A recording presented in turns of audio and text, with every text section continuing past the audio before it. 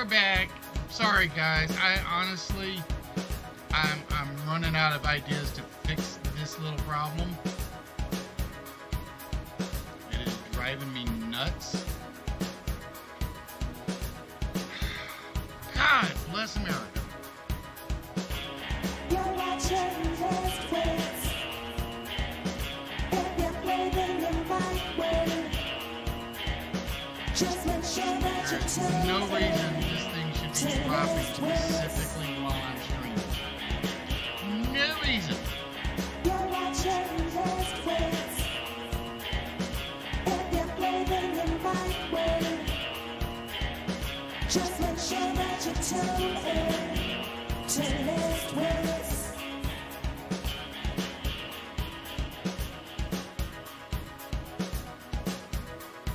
Apologies for all of that, ladies and gentlemen. No, it is not a pre-recorded lethal. I'm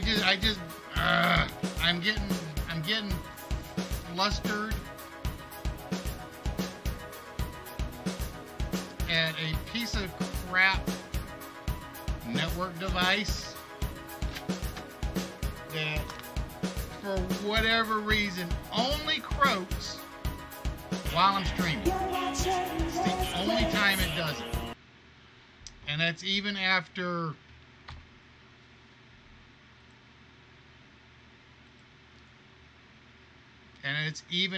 a early reboot. Alright, there we go.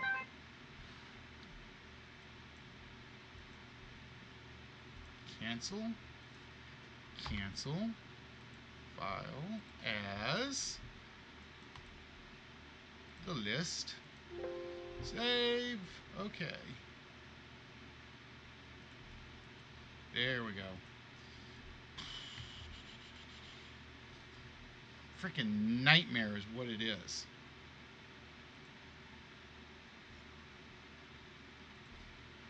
And the worst part is, oop, get back over there. And the worst part of it is, I am out of ideas to fix this. Alright, there we go, folks. I apologize.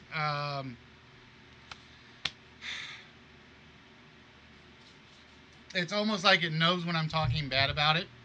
That's when it... And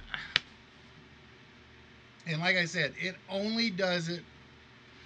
You know what I think I need to check? I need to check and see what the CPU percentage is when it drops. That's the only thing I got left that I can figure. It's the only thing I got left I can figure that is causing this thing to crap out. Problem is, like I said, I got so many things on here. Oh, Delby getting...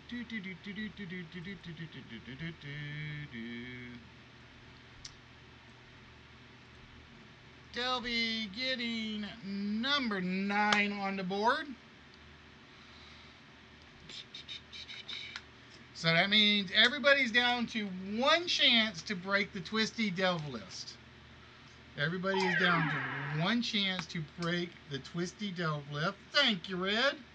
I appreciate that. Whoop, let's not put Twisty's name on a Delve answer, or she will yell at me.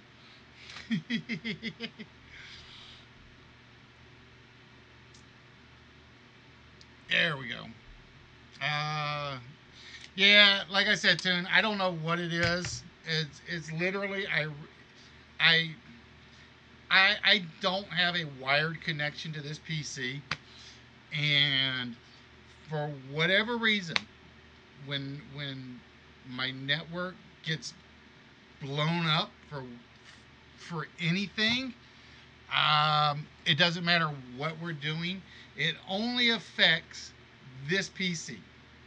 This is the only PC that the router drops, and I cannot figure out how to prioritize it so that this PC stays at the top of the list. So it's basically, I think my cable lanes were, well, I blame Charter a little because they always kind of give me they always kind of where we live they claim to give like 5G service on the internet status, but it is not. It is not 5G service whatsoever. It is one of those things where they kind of lied, and like I said, I can have 40 things going. I can have the PlayStation going. I can have this PC going. Bubbles can have the Fire TV upstairs going and her computer going. And every time, and the phones and the tablets and stuff, every time the only thing that drops is the PC. That's it. Is the only thing that falls flat on its face, and I just can't figure out why. I can't. Nobody. There are no tech support hints for it to say that this thing can't handle it, because according to all the paperwork, it should. The router is not a crappy router, so it should be handling it. It's just one of those things where I just have to live with it. I have to live with it. And this is the first time on. This is actually the first time it's actually gone out on me this early on a Saturday. Wednesdays I'm used to like fairly late, but Saturdays just it didn't make any sense. Uh, so yeah, it's kind of like I'm an unhappy camper, but this PC doesn't come with a wired connection, so I can't do a wired connection as much as I've considered going that way for it. Plus, that means I have to run another cable up through the basement floor into the up to the router, which is never a good thing. It's never a good thing. I've already done that twice in the past, and I swore never again, just because it's a pain in the butt to get to where everything is set up. All right, so ladies and gentlemen, we are down to one last paint phrase, and the timer is running. The timer, I did stop it, so I did know exactly where it was. So we are down to 15 minutes on this list. And like I said, then we'll be doing a second list for a second small, a second vault shot, and we're going to use it to set up for 6 players for the Russian roulette game. Yes, there is silence. There is indeed another one up there. It only comes up between the games. It only comes up between the games. Like I said, it would still be the old one, except I gave out way too many hints last time, and I shouldn't have. And Walrus kind of jumped up on some of the hints that I had given out. So I'm like, this time, no more hints. Everything you need is on the puzzle, and that's how it kind of should be. It's basically all the instructions are in on the puzzle. All right, so with that, ladies and gentlemen, like I said, I'd like to welcome you back to a Network Interrupted List Wits. That's still bugging me. It is still bugging the hell out of me. Paint a master. I like the Paint a Masterpiece. I don't think anybody tried that one. Paint my nails. I'm not licensed to them, so no promises how it come out, and you can't sue me afterwards because I'm not a licensed nail polisher. So, ladies and gentlemen, like I said, you are looking at the list. It is basically 10 items related to a theme that you guys see at the top of the board. In this case, we are looking for paint phrases.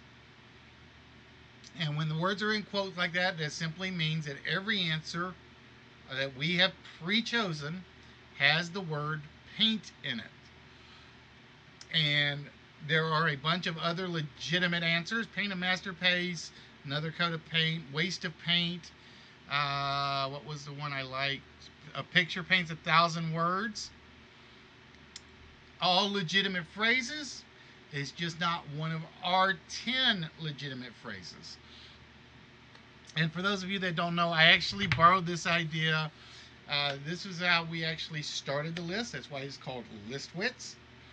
From the old ITV game show iPlay channel, ITV Play.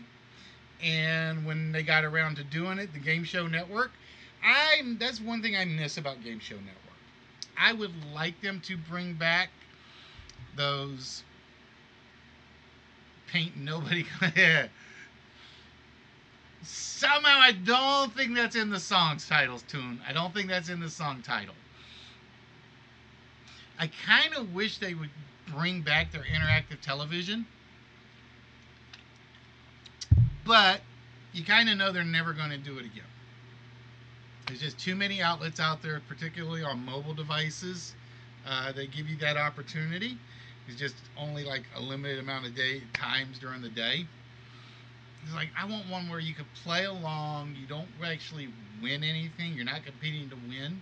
You're just competing to do it. I think there's still a market for it. Buzzer, are you paying attention? Of course not. I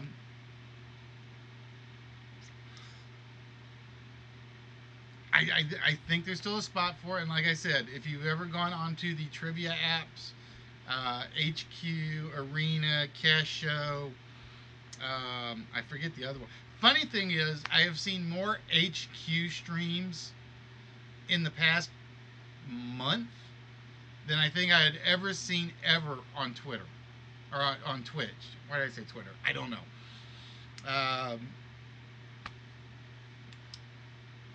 Because I think it was Lethal that pointed me to the cricket one, which I am not a fan of the cricket and how they got that thing set up. And then then HQ actually started showing up a few places, and the one I'm seeing lately is one called the Quiz Show. And I'm thinking that what we may do when we get some pocket money is, when we're not doing actual game shows, I thought about doing that just as a replacement for when we're not doing game show streams. Because you guys know I don't stream a lot of games that I play. Because again, my love is not video game. I mean, it's great, but it's not my love. My love will always be game shows, trivia games, and so on and so forth. And like I said, if you guys ever see my collection of trivia games, you would understand why. That's one of those things that I collect from way back till now. But it's because, and there's a reason for that, is the last one's always tough because you think everybody's used all your good ones. So it's like, what's the one I'm not seeing or I'm not missing? Like I said, Twisted got one of my hardest ones, which was Paint Horse. And Delve got the War Paint one. I figured those were going to be two of the hardest ones up there. And then number 8 just kind of drops in there and hangs around. But yeah, it's how it almost always happens. Silence, because like I said, here's the key. When there are 10 blank ones up there, the odds are you can pick out 1 or 2 really early, really well. And then as your options sort of narrow down, it's like, okay, well, there were 10 possible phrases. If I put 50 guesses out there, chances are I got at least 2 of them. And then it's like, there's 6 left. Well, my next 50, I might get 1. And as it gets down to those last 2 or 3, it's like, okay, what have I used? What have I not used? What has person X used? What is Twisty thrown out there that I haven't thought of? What is Dell thrown out there that I haven't thought of? What is Walrus thrown out there I haven't thought of? So it's always that one that falls back to the end. It's pretty much like that almost every time. Now, like I said, there have been lists where it's like you guys will blow through them, and I think the record is 6 minutes. I want to say the record for one is 6 minutes, but that happened to be like one of my junk lists, where it was when I put the list together, I could only actually come up with 10 things that actually fit. So it's like if you knew those 10 things, you had pretty much all 10 of them, pow, pow, pow, pow, pow, with no issues. Paint sprayer, not there. Paint remover, not there. And we are down to 7 minutes, ladies and gentlemen. 7 minutes. Ignore the 23:30 timer. I have still got to get rid of that timer off of there. I just haven't done it yet, just because it's, if I take it out, it leaves me with a big blank space that I kind of want to replace with something, and I don't know what to replace it with.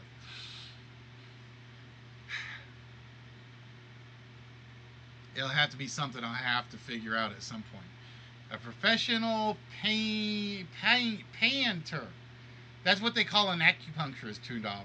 A professional painter is an acupuncturist. Paint me beautiful. Well, give me the markers twisted and we'll just doodle something else on you. We'll do something else on you. Yeah, painter. uh, but yeah, I just lost my train of thought.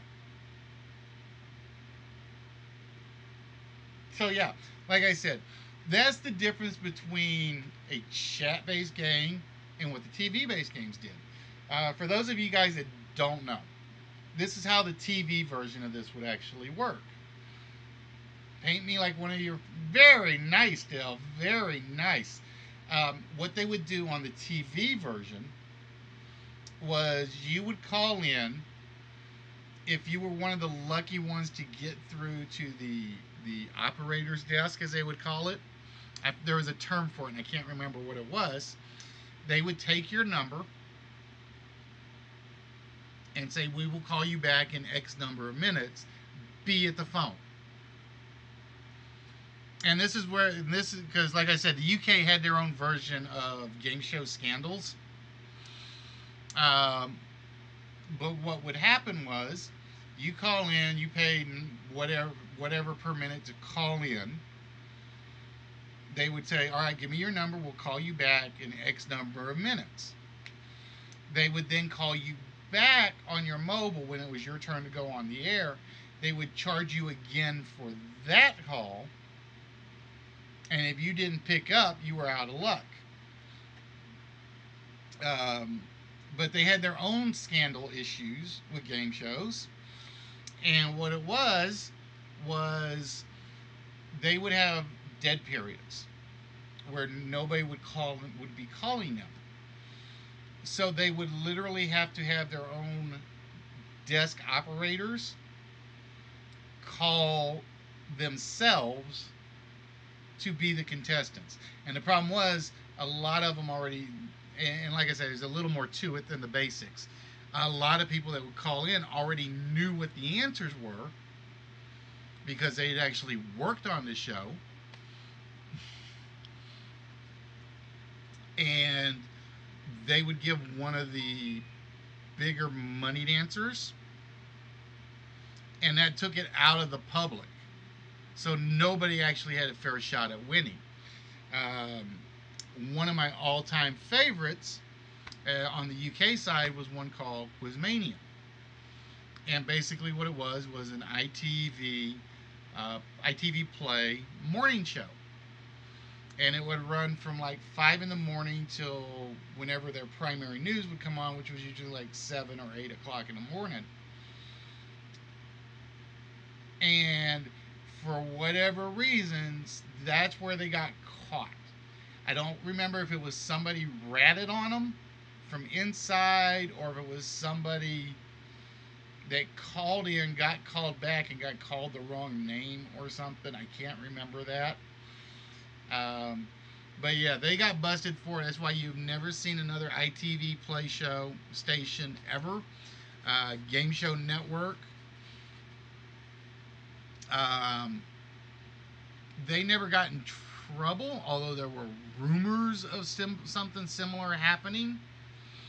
I don't believe it because I think the Game Show Network kind of learned from the scandals. Um, so yeah, the Americans weren't perfect in their scandal thing, but the UK people were just as bad in this one. Plus, like I said, you now have mobile devices where everybody goes plays trivia on their mobile devices, and nobody uh, really took a chance and stepped up to try to revitalize game shows. And like I said, I've gone through this before. I give ABC credit with Match Game and To Tell the Truth. Um, and there may never be another game show boom ever, which is disappointing. Which is one reason why I miss watching British TV online. Now that they're kind of like all region locked and all that.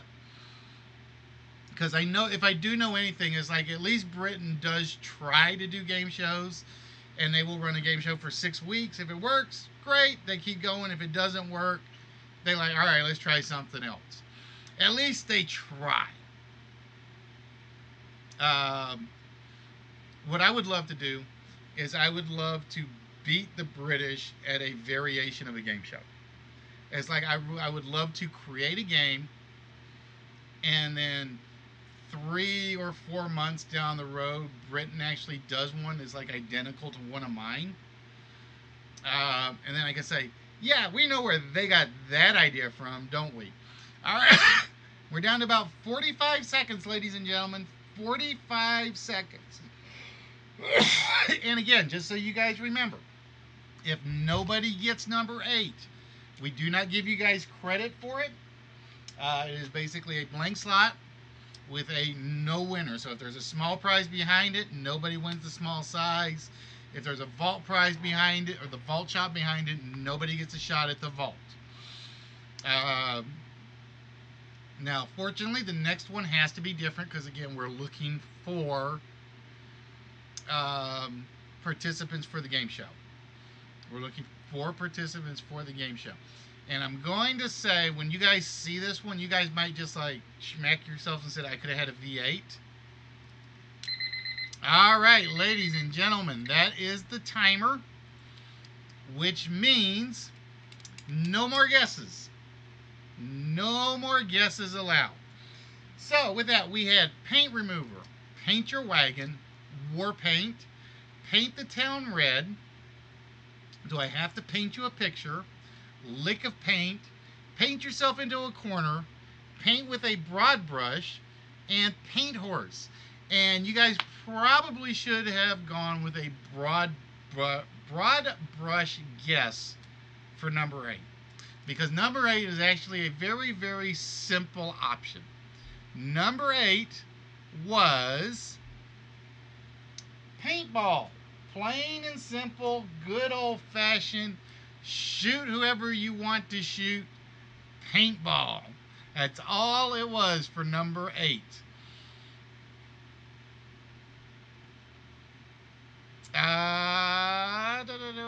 Did you say before or after the crash, Delve?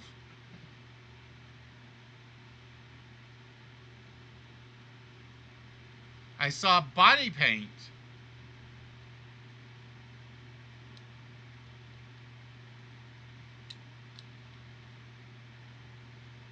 It might have been right when it went down. And right when it went down is basically the chat bot quit taking anything. All right, Tuned Up says Delve got it. So if anybody wants to dispute that, let me know, and I will let it slide.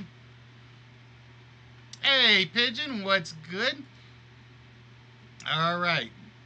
Well, in that case, this list was pretty much run by Twisty and Delve. There are no other names on this list. So, with that, we're going to load up 0 celebrities and 1 player and 1 prize. All right, ladies and gentlemen. Hacks. Let's find out if it's Twisty or Delve or both that will be claiming anything on this list. There is the first one for Delvy. She will be getting the small prize. And the vault shot will be going to Twisty. So basically, Delve took one, Twisty took the other. There we go. Delve will be getting the small.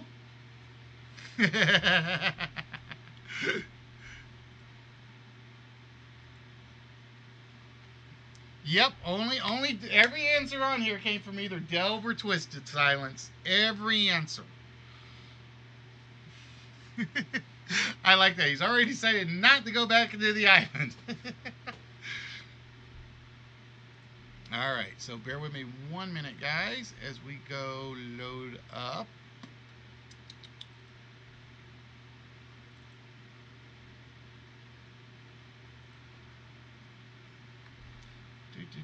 And while you guys are waiting for me to do that, what we're going to do is we are going to jump over to, do I have it on? Nope, don't have it there, don't have it there. I only have it there. Dang it. I got to make a second screen is what I got to do. I got to make an intermission screen. I thought I had one, but apparently I don't.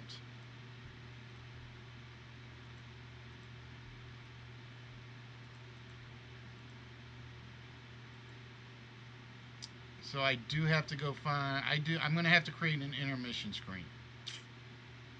Shame on me for not having one. I think I had one and I took it out. Yes, Silence, that is the new puzzle on the board.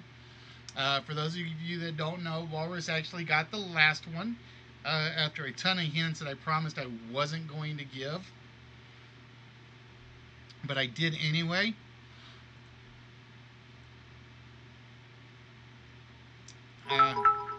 Because I'm just a glutton for punishment at times, I guess is the operative word in terms of shipping stuff out.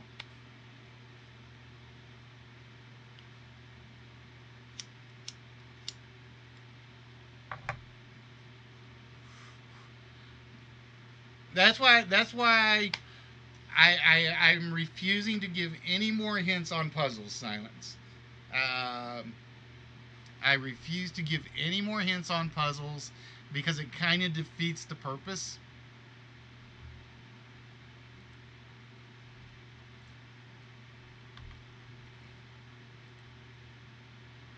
All right, Delvy.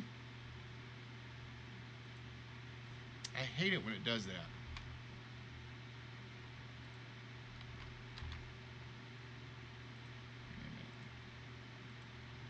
There we go.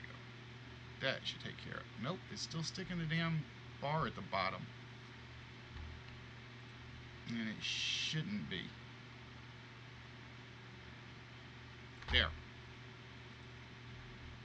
Alright, Delve, my dear, with that, darling. We need a number between 1 and 64. Alright, 46 it is. 30, 35, 40, 45, and 46. And for Delve, she will be getting, no empty paint cans, the Thor hammer. This actually came from Nerdy.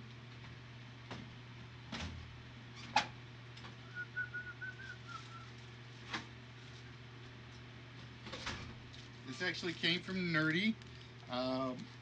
It is the small Thor hammer that actually came out of the Infinity Gauntlet.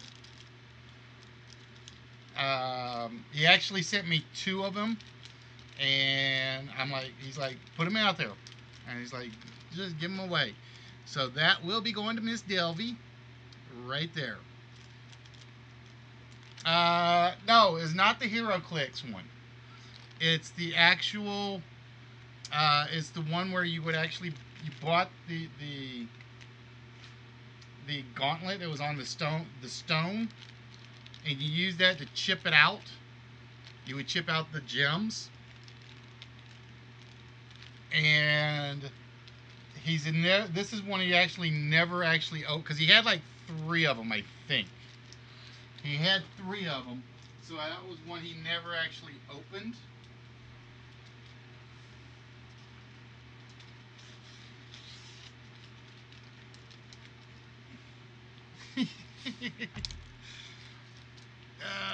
So with that, that goes to Delve. And I don't think I have a package right now going out to Delve. So, spare envelope. And like I said, I've got a bunch of people with boxes that are needing to go out. I will get it done at some point. For instance, Silence, I still have yours here. Just so you know. And I can prove it to you.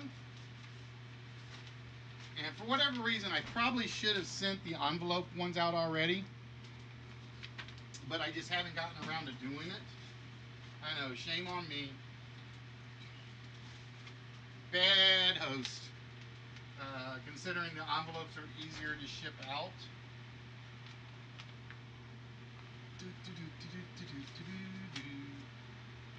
There's what I'm looking for. Delve and Homebody up there.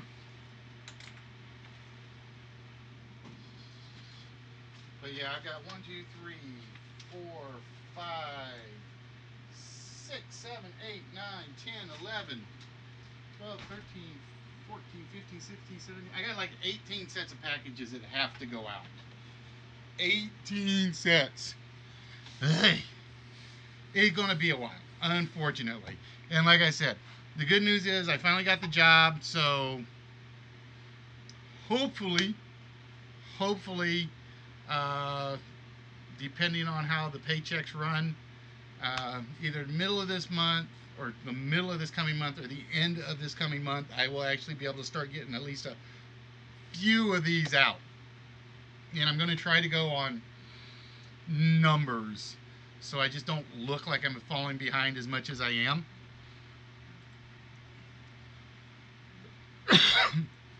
All right, so with that,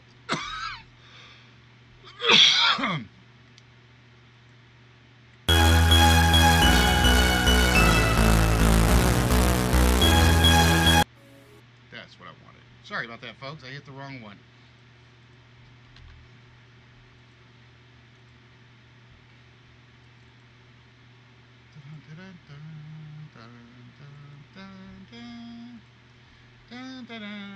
Oh, I know what's missing. And this always happens whenever I get done. Whenever I have the computer having to reboot, I always forget to start the game show music back up. Always do.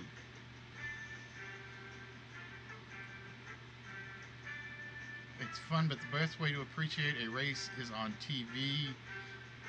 Very, very true. I would love to go to one, but I don't think it's the same thing as watching it on television.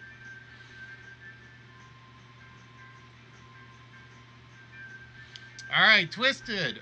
With that, my friend, it is your turn, in which we need you to pick one of the rows that we are going to remove an incorrect number from.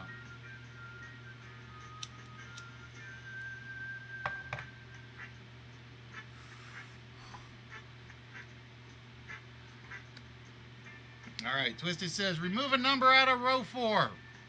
We are going to remove from row 4. If it picks the 2 again and is not in the combination, I'm going to really slap this computer.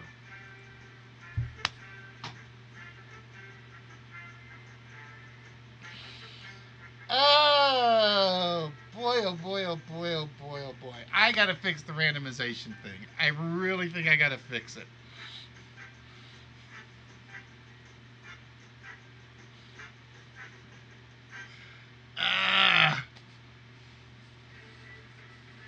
All right, Twisty. With that, my friend, what four-digit number do you think is opening the vault?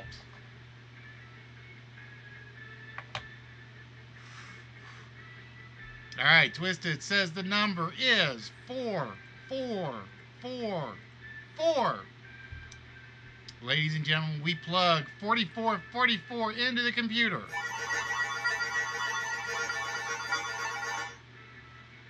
We hit the little red button. And it is not 4444, which means the vault is still closed for a little bit longer. And with that, ladies and gentlemen,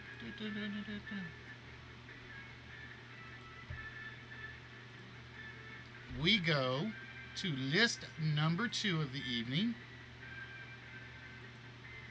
And I'm going to admit, I kind of like this list, but the computer is lying.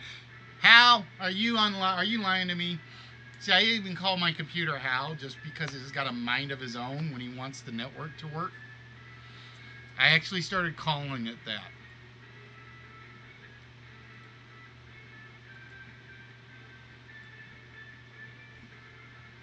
All right, give me a minute to get the timer set.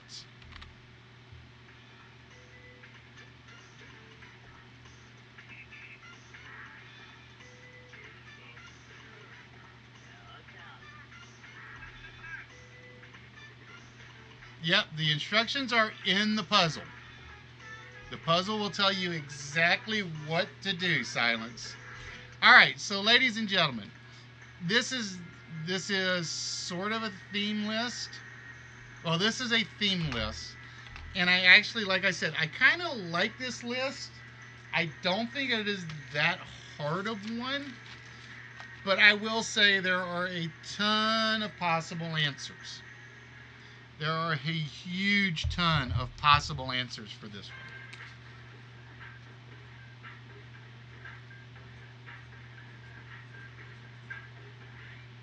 So, for this second list of the evening, and for some reason I kind of wanted to do this Wednesday, but I don't remember why.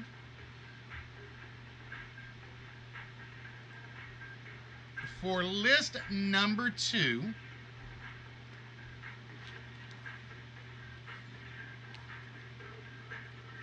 we are looking for fictional doctors. We are looking from fictional doctors from any genre.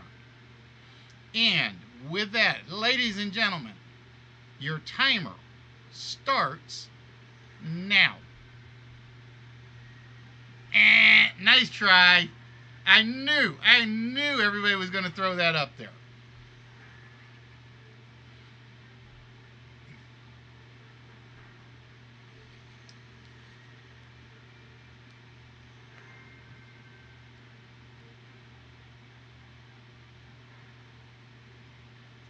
And I am going to say, just to be a little mean, a lot of these you have to spell correctly. And the reason... Kevorkian. Kevorkian was not fictional, Twisted. Kevorkian was not fictional. Did the list not show up? Oh. The list didn't. Damn it. Thank you, Sea Chicken. You guys throwing guesses out there with no list on the board.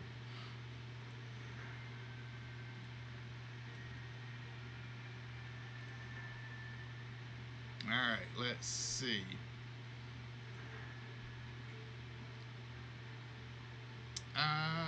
Homebodies with the first one off the board.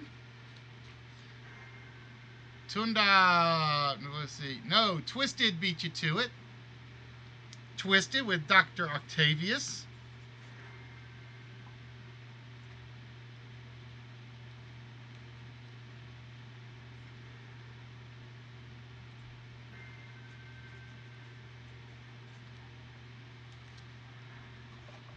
Doc Brown is not there.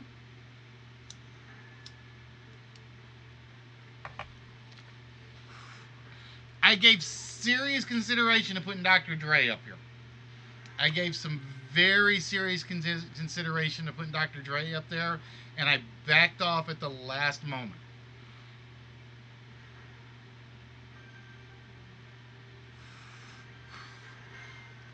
Oh, Dr. Cornelius.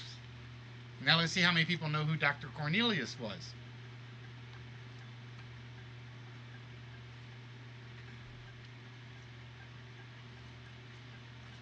Dr. Mario was actually the last one I think I took off. I had Dr. Mario on there, and I took him off for... I think I took him off for Dr. Octavius. Now, I'm going to say Doc Irving, Doc Gonzo, Dr. T.J. Eckelberg. I am going to say the hardest one on here is going to be number 3. I will almost guarantee you 3 will be the hard one.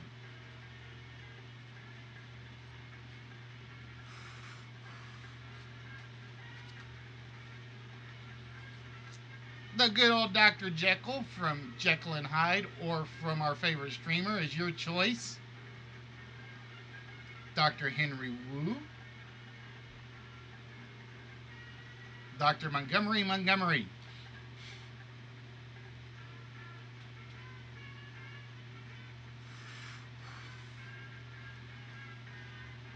Nope, Toon. Doctor Who is not there because they know me too well. Now, Twisty, you should be ashamed of yourself. Homebody took your guess before you took it. Somebody had it before you. Let me look.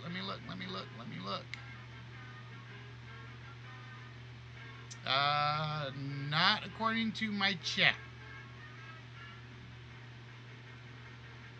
Nope, that one's your silence.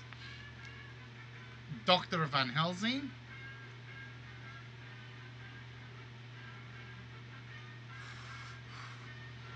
At 2048, Twisted did not put Dr. Pepper first.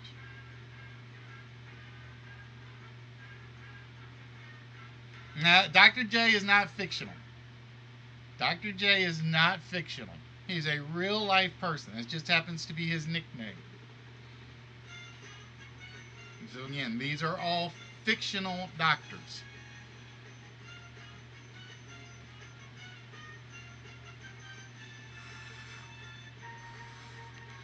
And like I said, I will almost guarantee, I will almost put a bet nobody will get number 3. I'll say almost, because I know what you guys will do if I put that out there. I guarantee I know what you guys would do.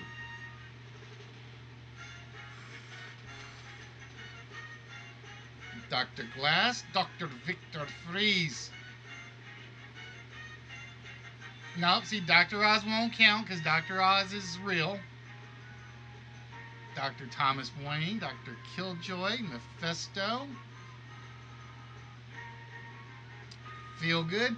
Ladies and gentlemen, for those of you that are here while people are guessing, welcome to List Wits. We are the only live interactive game show live on Twitch where you guys are the contestants. You guys can actually win stuff. And we give away a ton of nerdy collectibles. That's pretty much all we give away. We range from Happy Meals to Hot Wheels. Well, I'm trying to think of something. We go from Avengers to Zorro. I don't think I've had anything Zorro in a long time. Who got my last Zorro item? Or I should say my only Zorro item.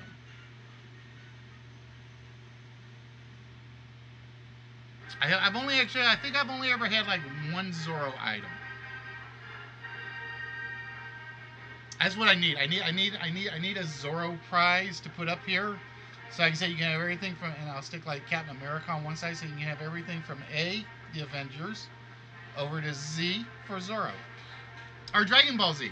We've given away a Dragon Ball Z thing. We've only ever given away one Dragon Ball Z item. Because they are impossible to get my hands on.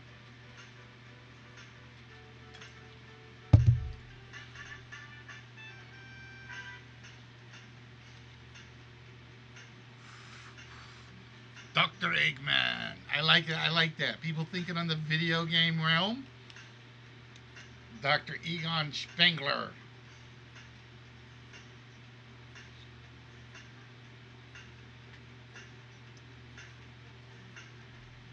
Dr. JD. Who's Dr. J? I'm trying to think of who Dr. JD is. Trying to think of who Dr. JD is.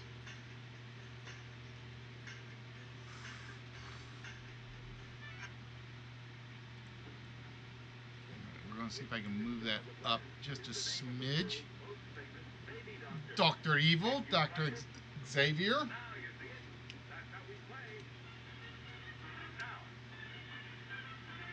I am not a Dragon Ball Z fan. Probably because I just never got into it. I think the problem was it was like I just got out of anime with one I can't say because it's one you may or may not know. Um, Akira, Cowboy Bebop, so on and so forth. And what happened was I was just getting out of the anime phase when Dragon Ball Z kind of kicked in and turned into a fad. And it was, not for me. Dr. Watson is on there. Dr. John Watson from one of my other favorite all-time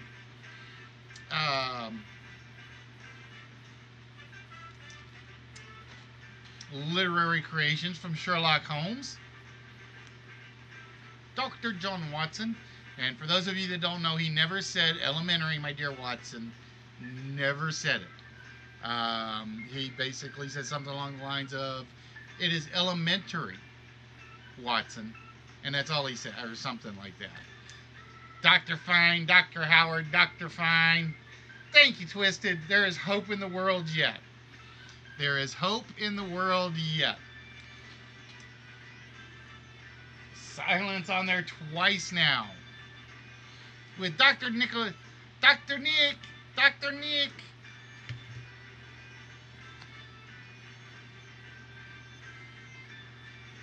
The cybernetics doctor in Elf. Cybernetics Dr. Elfman. I don't know that one, Homebodies. That one I don't know of. I'm trying to think of...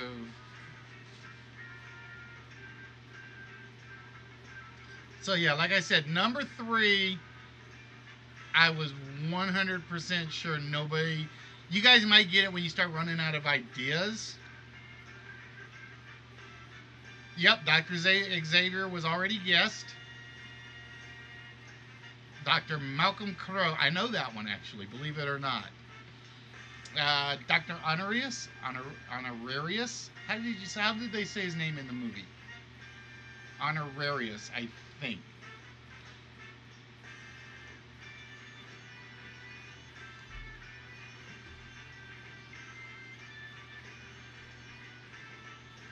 Nope, Dr. Upper Decker is not on here, Allie.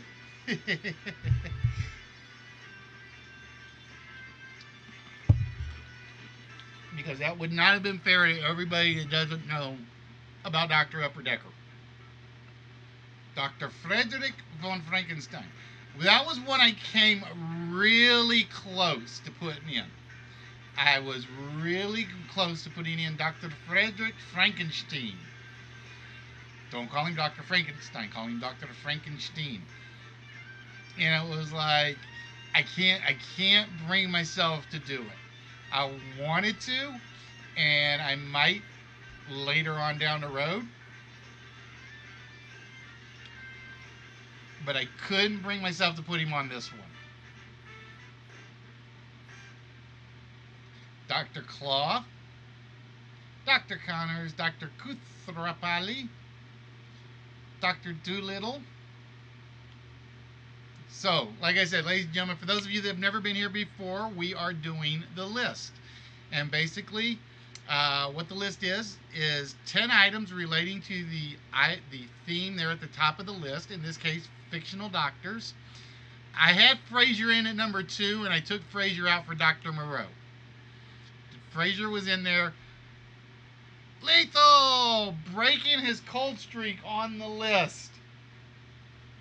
Dr. Benson Honeydew. It should have said Dr. Bunsen Honeydew, but I goofed and mistyped it. Dr. Bunsen Honeydew.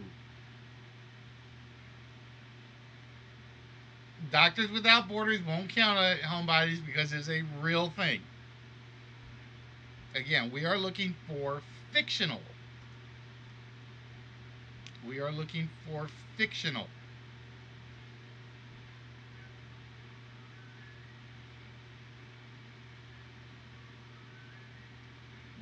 See, Doc Holliday's a good one, but Doc Holliday was real. There is a recorded Doc Holliday in the history books. He doesn't count.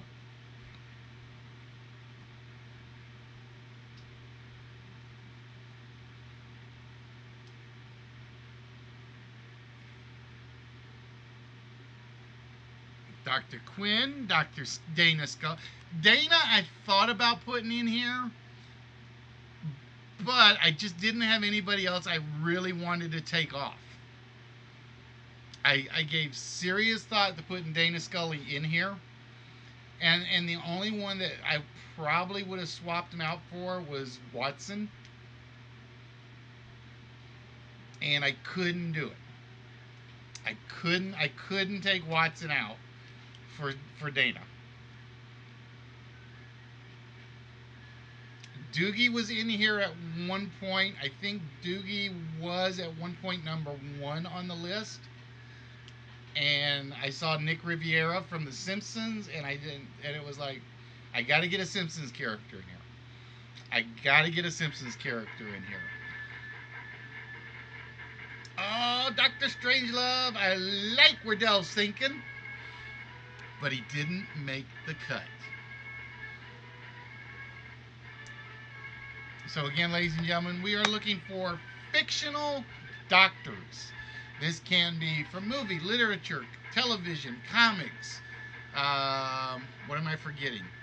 Comics, comics and literature are the same thing. Movies, television, radio, song, music.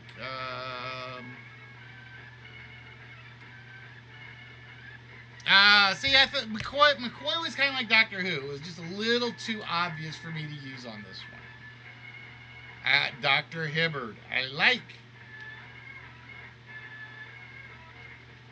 Dr. Hubert J. Farnsworth.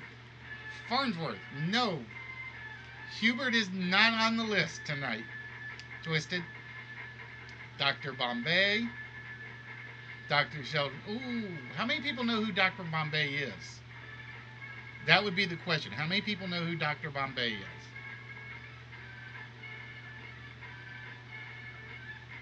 Dr. Salik.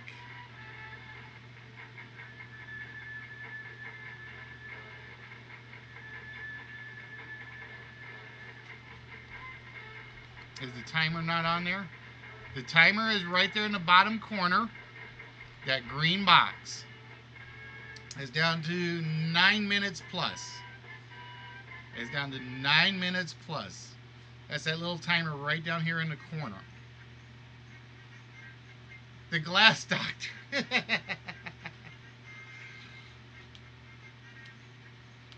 So yeah, like I said, I figured number 3 is going to be the hard one.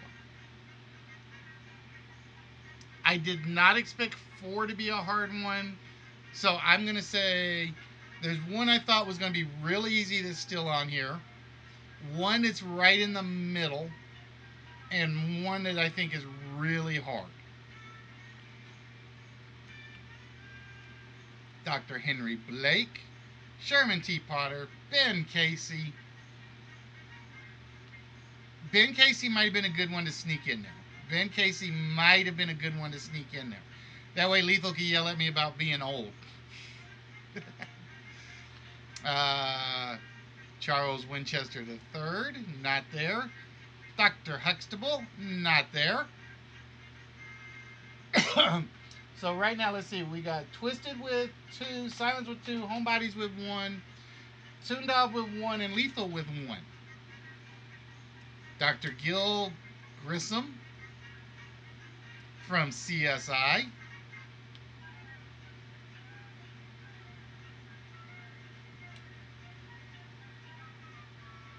Dr. Teeth. Dr. Teeth almost went on in place of Dr. Honeydew. Dr. Teeth almost went on in place of Dr. Honeydew. And I just like, not this time. Dr. Roy Clyburn, not there. Sam Beckett, he is indeed a doctor, but he is not the fictional doctor we're looking for. So, ladies and gentlemen, like I said, for this list, again, we will be doing another small. We will be doing another vault shot. And 6 of these slots will give somebody a chance. Dr. Everyone on ER.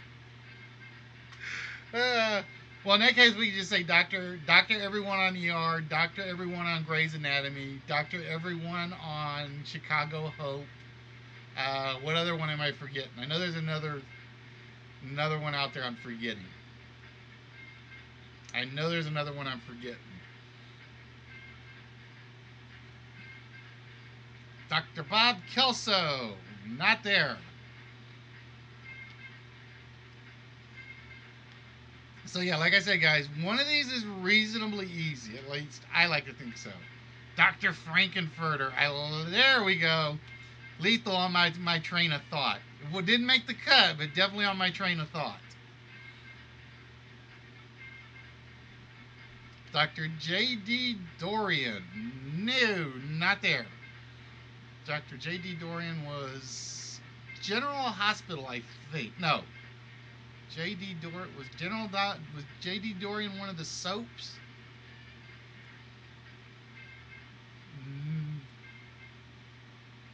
I don't remember. I'm trying to remember where Dorian one came from. Scrubs. That's it. That's the one I was trying to think of. Scrubs. Dr. Constantine, not there.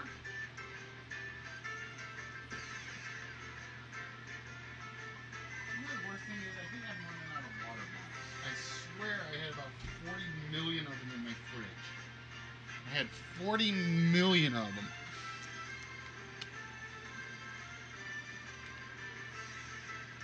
That's right. Like I said, I had to think about it, and I was like, I know the name, and I just couldn't remember the show.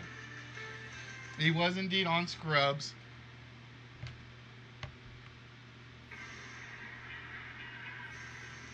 Dr. Leonard Hofstadter from Big Bang Theory.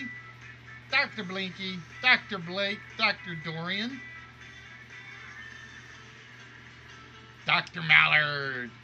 Very nice callback, Dale. Dr. Claw. I think Lethal tried Dr. Claw early. I think Lethal did try Dr. Claw early on. David the Gnome. So like I said, one of these I would have thought you guys would have gotten, but so far not there. One of these, some of you probably will know as soon as it's revealed or the clue is given out. And one of these is really, really hard. Because one of these you may not know is a doctor. Oh, nice call, Twisted. Blackjack. Believe it or not, that's what actually started me doing the doctor list. Was I'm going through my DVDs and I have Blackjack on file on DVD.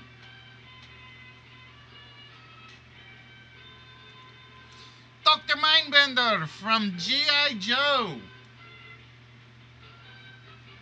The world's worst villain ever created, Dr. Mindbender.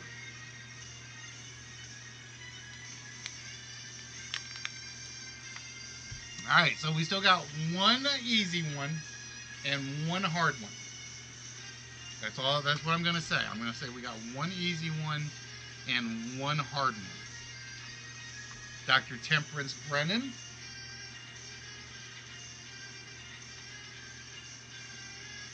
Dr. Jones. Quincy, nope, not there. Dr. Leo Spaceman, not there.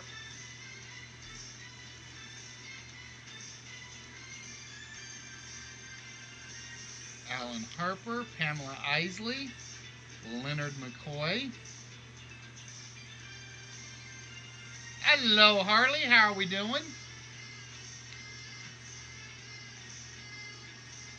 Emmett Brown, nope.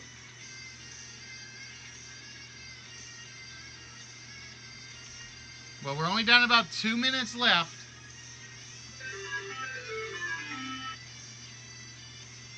We're down to about 2 minutes left. And then we start giving out hints because this is for a slot in the Russian roulette game. Dr. Pulaski, Dr. Piper.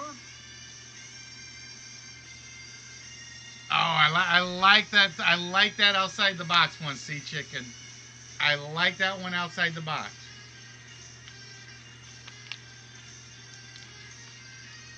Nope, Dr. Nick's already off 7. He is number 1 on our list. It was Dr. Nick Riviera from The Simpsons. Harley, we are basically doing the list. If you mean as in what do we do, we are a throwback to some of your favorite and sometimes not so favorite game shows from television from around the world.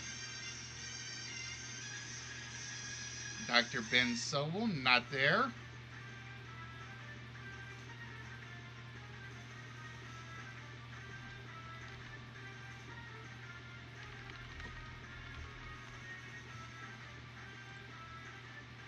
All right, so where was I? Oh, I lost. Yeah, well, he was the Dr. Goodfellow was the chief doctor on Buck Rogers, I think. I think it was the chief doctor on Buck Rogers. Dr. Hauser not there. Dr. Zed not there.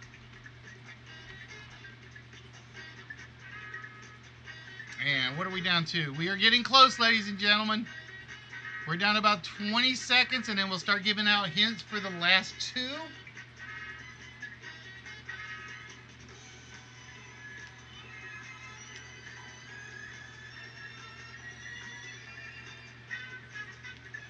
Dr. Andronet.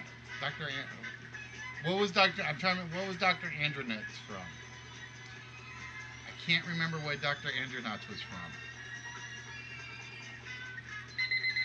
All right, ladies and gentlemen, we have hit the timer. All right, so what that means, ladies and gentlemen, is we start a quick 5-minute timer. But to do that, we're going to give you guys 2 hints.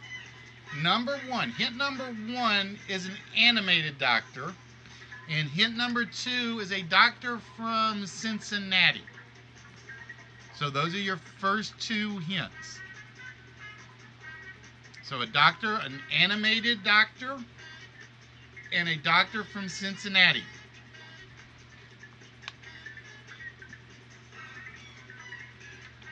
That is what we are looking for. Harley, you are more than welcome to leave. I do not force you guys. There we go. Twisted. Taking Dr. Johnny Fever from WKRP in Cincinnati.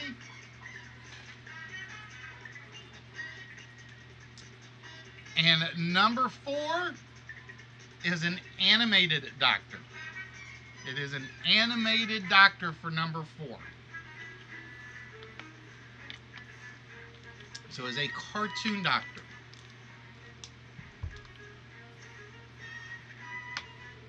Nope, not Dr. D. Not Dr. Lori. All right. He's a very bad animated doctor. And I don't mean evil. I do not mean evil. Dr. Rick. Nice one, Allie. Very nice. So again, we are looking for a fictional doctor that is animate. Dale taking it. Dr. Zoidberg. Dr. Zoidberg, our animated bad doctor. I really thought Twisted was going to get it when he did Farnsworth, and then he just skipped right over Zoidberg. Because Twisted did Hubert, and then he's like, I'm waiting for the next one to come off, and he just never hit it. And I was like, it was all I could do just to say, Twisted, go back to the barn. So we had Dr. Riviera, Dr. Moreau, Dr. Johnny Fever, Dr. Zoidberg, Dr. Jekyll, Dr. Octavius, Dr. Watson from Sherlock Holmes, Dr. Zhivago, Dr. Bunsen Honeydew from the Muppets, and Dr. Mindbender from G.I. Joe. Yeah, everybody's beating themselves up for not getting Zoidberg, I think. I think they are.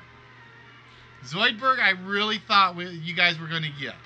All right, so with that, we are going to load up 6 celebrity slots, 1 player slot, or 1 vault slot, and 1 prize slot. So let's see what we got.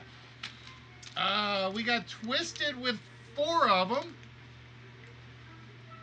So Twisted, as you know, if you get multiple celebrity slots, you have to give up the optional ones unless somebody manages to steal it from you. Silence, same thing for you with 2. Homebodies has 1, Delve has 1, Lethal has 1, and Toondov has 1. And I think that's everybody. That's everybody. All right, so with that, it's time to find out who's getting the small, who's getting the vault shot, and who will be eligible to play Russian roulette. And we start at the top, and we just work our way down. Dr. Nick. Oh, so Silence, you are in our Russian roulette game.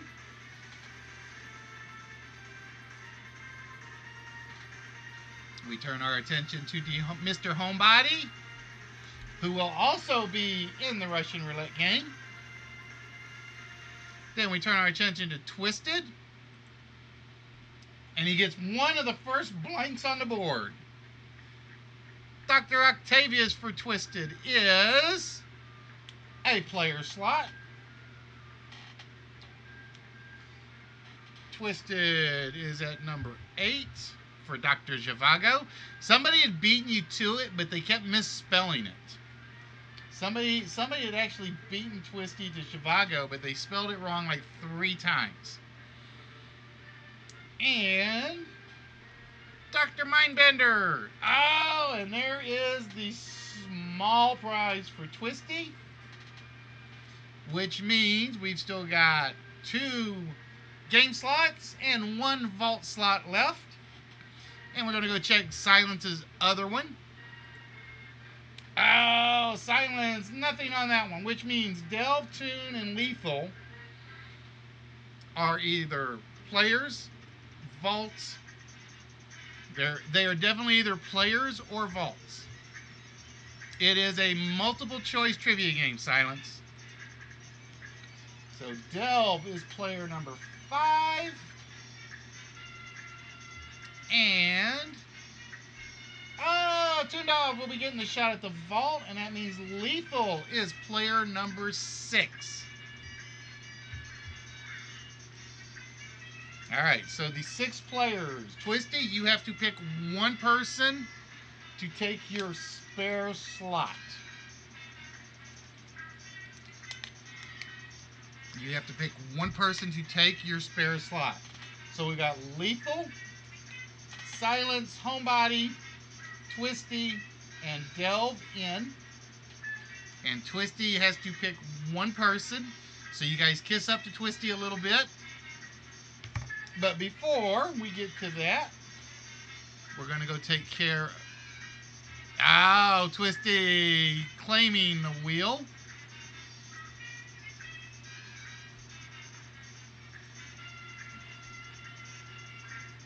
All right, Twisted claiming the wheel tonight. As soon as I find the right, there it is.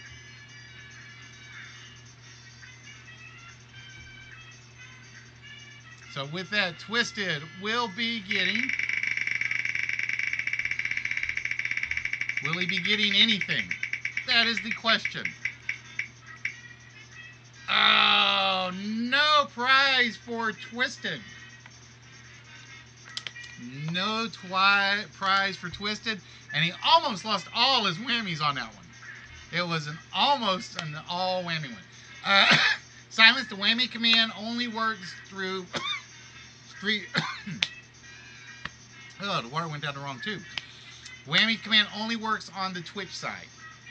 It's just one of those things that it's basically I can only run it through one bot unless I go create a second bot for YouTube, which I have no clue actually how to run two bots on one Streamlabs screen. Alright, so with that, Twisted, we're going to start with you, my friend. I don't remember which number Delve took earlier.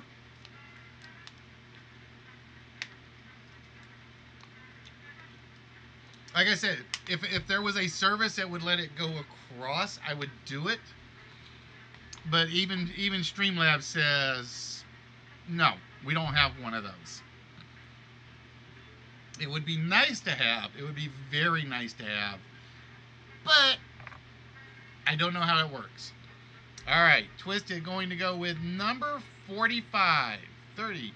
So for Twisted, in treasure chest 45, to add to his pile, it is the Hulk keyring, which is right over here. Leonardo, there he is. Twisted will be getting the Hulk Smash. Hulk Smash box. Hulk get free. Twisty no get prize. So the Hulk will be going to Twisty. Ta-da!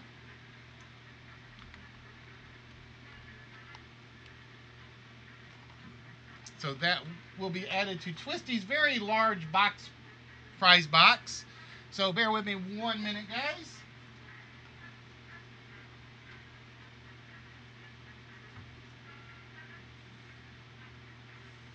You know, the worst thing is, because I know Red's still here, I actually found a box that was 3 feet long. And I'm thinking, great, I'm going to throw everything in here. And I pick it up and I look at it, and it's only like about 6 inches wide. And it was like, damn it.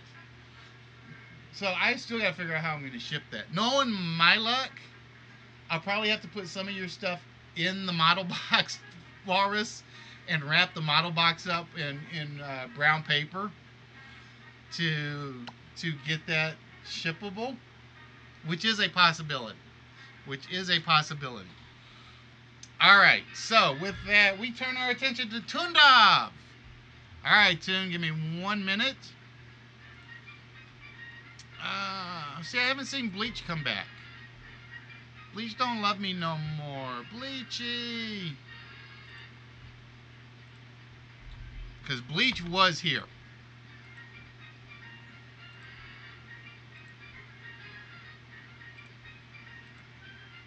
All right, come on. No, help if I hit the right. There we go. Help if I hit the right button, right? All right, Toondov. With that, my friend, you get to pick first and foremost one of the 4 rows that we are going to remove an incorrect number from. So, Toondov, which row would you like me to pull an incorrect number out of?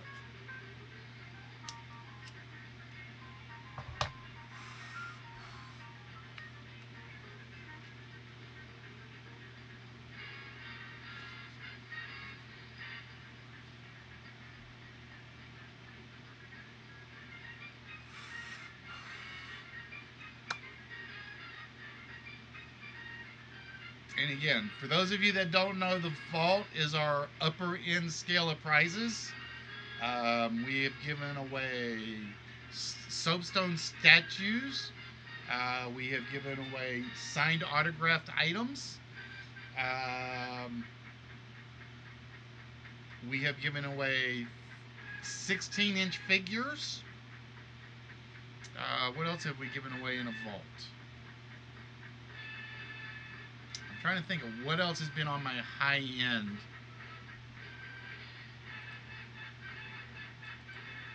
I'm trying to think of what else has been on the high end of stuff that we've given away. Delve got the King Kong figure from McFarlane.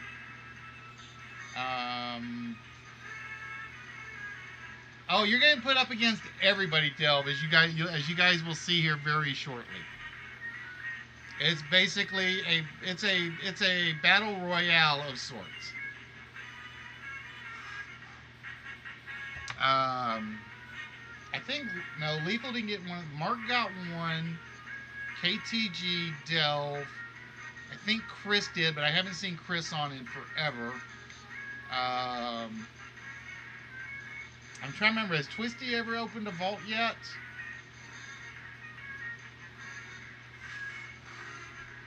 I don't think Twisted's ever gotten a vault.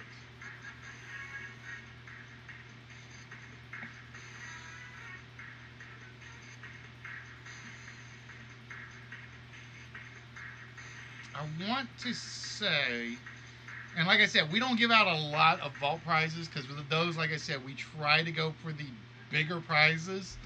And I will give you an example. Walrus basically has the Dan Aykroyd signed Crystal Skull, and he's got the model. The model was actually considered a vault level prize. It was just moved from the vault to the puzzle. Just because it's 3 feet, it takes up a lot of space in my house.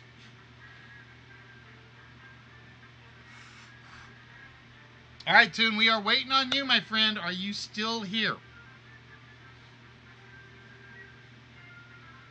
We are waiting for Toon. And Twisted is looking for one more person to take his place in the Russian roulette game.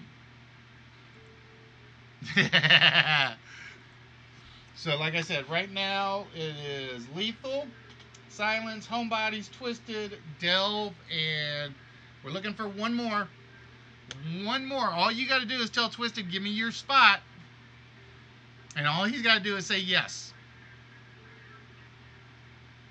But yeah, I think we've given away, I want to say maybe 6, 7 vaults since I've been doing this. Maybe 7 vaults.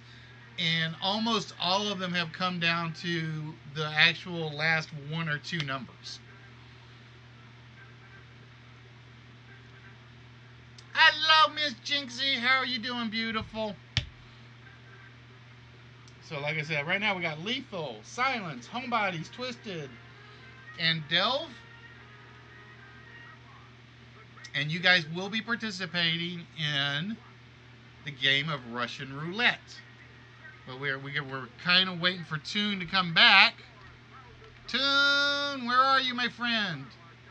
And we're waiting for one person to take Twisted's 6th slot in the Russian Roulette game. All right, what we might do while we wait for Toon, because Toon gets the vault whenever he is back.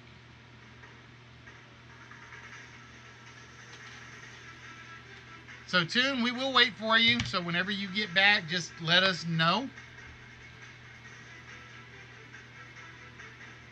And we're going to jump over to the Russian roulette board. I got to go get it open, so bear with me 1 minute. And like I said, guys, this is one I've actually been working on today to finalize, to get finished and get it running. And bear with me 1 minute, because this thing actually has music on the intro, and I don't want it to be, it's actually pretty damn loud.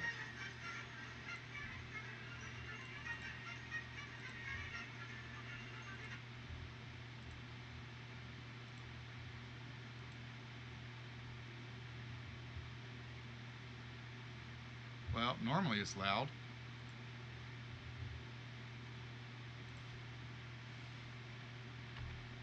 Alright, why is it not playing as loud as it should be? Animations. Give me a minute. Let me go look. Oh, that's why. Okay. Help if I hit. It would help if I hit the right thing, wouldn't it?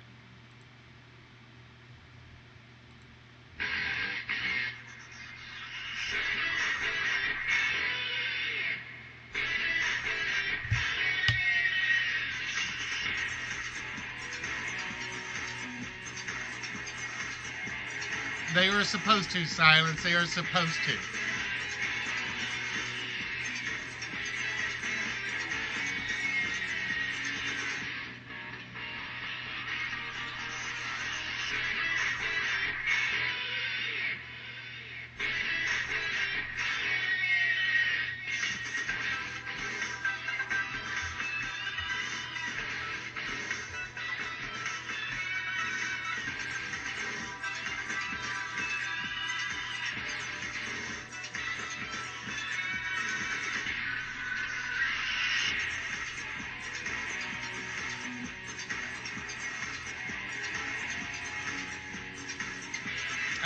Yeah, if you can find somebody that's willing to take it. Yeah, I try to make the logos sort of match the game. I just don't remember how long this theme song is.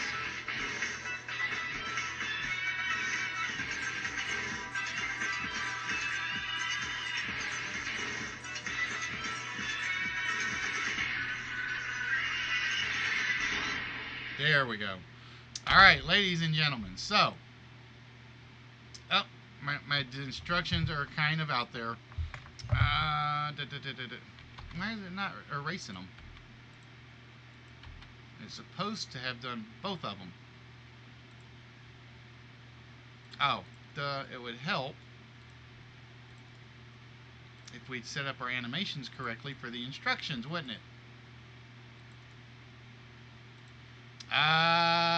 It does depend, Silence. I ran this in practice like twice, and I got it done under an hour both times. But that's me kind of knowing the answers.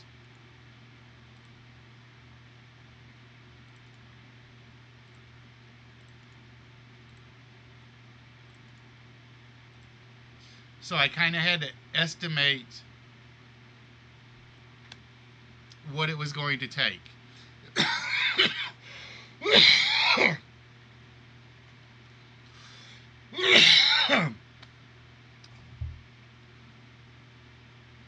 And it missed one again. Damn it. I always miss one. All right. So this is how it's going to work, ladies and gentlemen. There are 6 players to the game. We basically run in a circle around the game. What you're going to see is player A, which will be Silence, will see a question.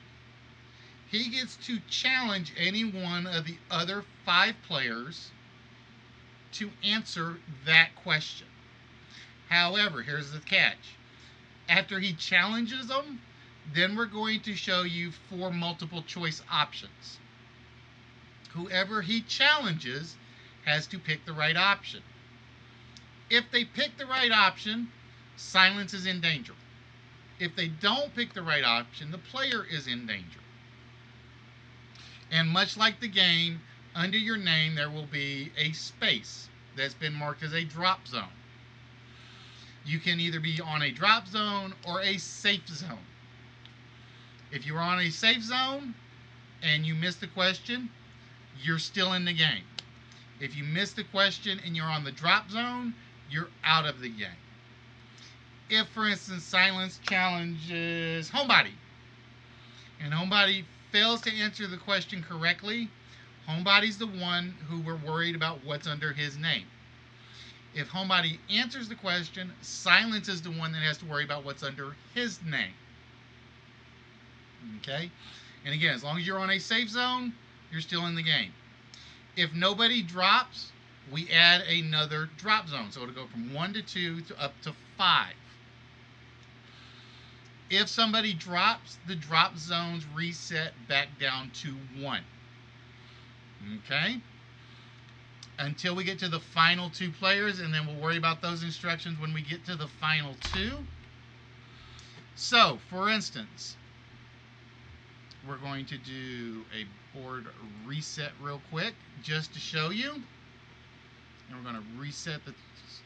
So if, for instance, silence is on A, okay, and he challenges, let's say we put Twisty on F, and he challenges Twisty to the question. We then spin the wheel, we reveal what, and let's say Twisty gets it wrong. Then Twisty's the one spot we're worried about. And under the reveal for Twisty, he would have been safe, so he stays in the game. Because he is safe and still in the game, we reset the board. Come on, mouse, work like you're supposed to. This is the one thing I hate about PowerPoint. There we go. And you'll notice that it goes up to 2 spaces. And the process continues. All right, so with that, we're going to reset the board. All right, so Silent says he's out, so we are looking for 2 interested participants. That will put Mr. Homebody as our first player. Actually, let's just do H-Body. If I can type, we'll put H. So Homebody will have first challenge. Player 2 will be Twisty. Oh, why did it do that? Hold on. Oh, I know why it did that. I did the wrong thing. Alright, we've got to do it correctly. There we go. So, Homebody will be player 1. Twisty will be player 2. And I apologize for the colors on Twisty. For some reason, it keeps defaulting back to the wrong color. Delve will be in slot 3. Lethal in slot 4. Or in slot 6 at the moment. Alright, so we're looking for 2 more interested participants. We are looking for 2 more interested participants.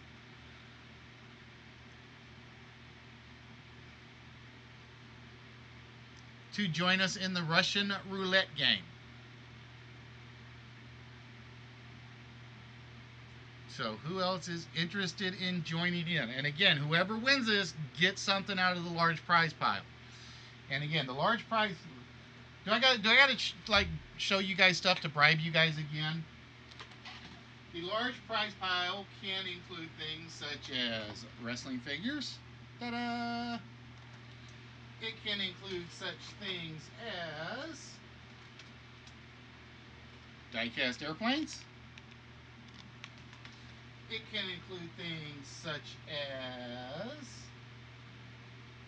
very large figures. See, it's so large I can't even get it on the camera. It can include things such as... See, now if Show was here, he'd jump in as soon as he saw this.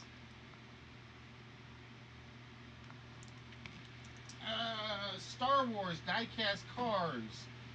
I'm trying to think of what else I can show off real quick. Pops, and so on and so forth. So again, we're looking for 2 more interested players to join in the Russian roulette game. Oh, don't feel bad, man. It happens, Silence.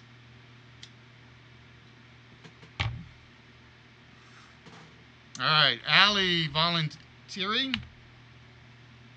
So we need 1 more. I'm gonna make sure I get the order right. Homebody, Twisted, Delve, Lethal, Allie. So we are looking for 1 more interested person. one more interested person, and then we will start the Russian roulette game. So again, what will happen is homebody will actually see the first question. He gets to decide who he thinks will not be able to answer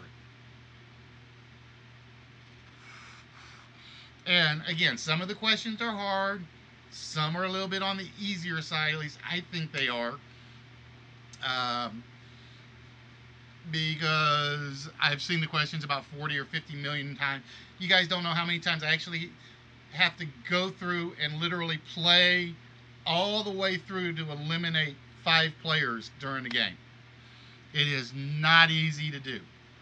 So we are looking for one more interested party to be player number 6. It's the difference. I've got a lot that are like that, Silence. The difference is you're not challenging them to what you think you know. Liar's dice, you have the dice in front of you and you say, I've got X number of 6s. It's more along the lines of, I may not know this, but I don't think so-and-so knows it.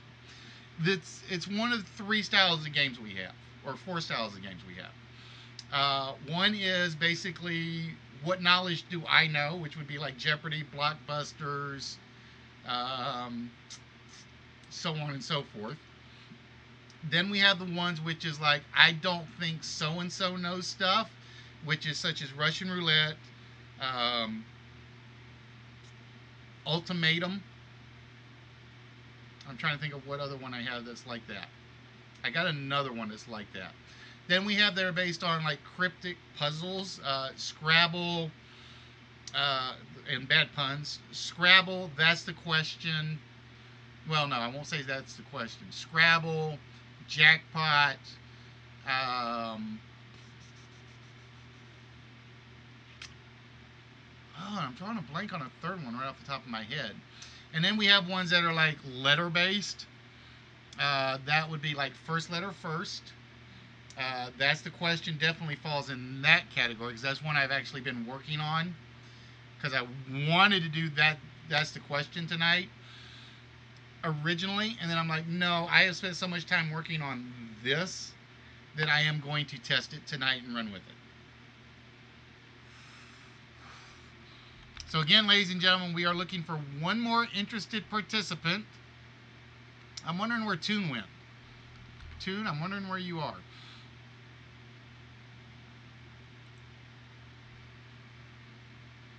The last one on the list even got the list wizard himself.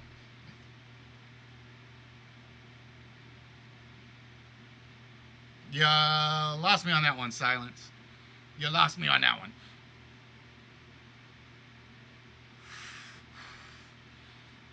Well, tell him to wake up. It's only like 10:40 on a Saturday.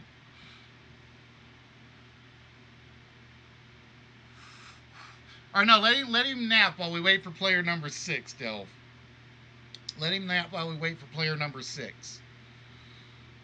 See, I know where Show is. Show's probably exhausted from his time with Singing Gamer. See, he's probably got the chair that works like my couch. Oh, okay. Well, you got to remember, Silence, I've got 75 games or variations of games that either work, sort of work, or typically work, or that I'm still working on and I'm debugging.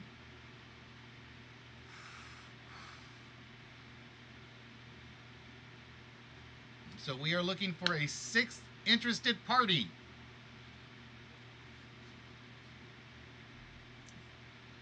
And like I said, this is the hard part. Is basically waiting for a crowd to come in. That's always the hard part.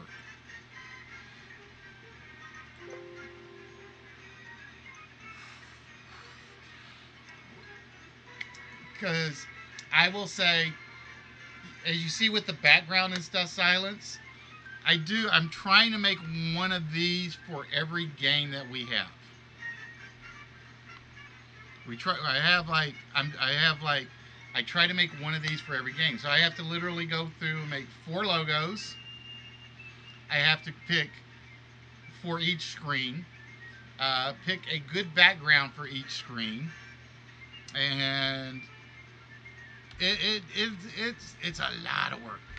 It's a lot of work. Anybody that wants to get into streaming that doesn't want to put a lot of work in, well, let me phrase this right so I don't get in trouble. I get jealous of people that literally don't put work in on their streams.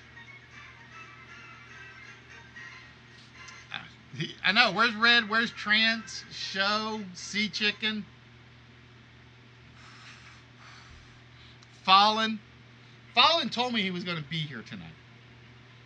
Fallen told me he was going to be here tonight because I needed to talk to him after the show. So I kind of want to hit him over the head one time. All right, Silence. Have a good one. But yeah, like I said, let me look. On file, 1, 2, 3, and that's not counting the one-player games. 1.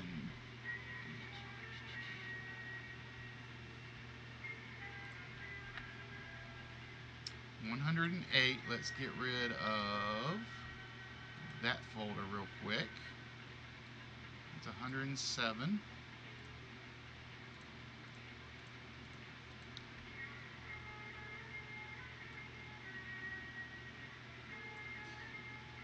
Not counting all my pre-game stuff, I've got 101 variations. All right, Red jumping in. All right. All right, so we got our 6. Hopefully all 6 are here. Homebody, Twisted, Delve, Lethal, Alley, and Red.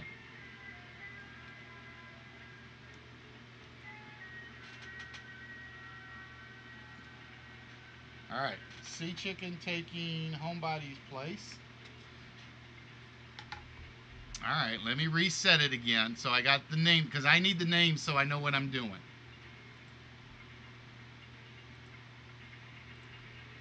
All right, so we got C, Twisty, Delve, Lethal, Alley, and Red.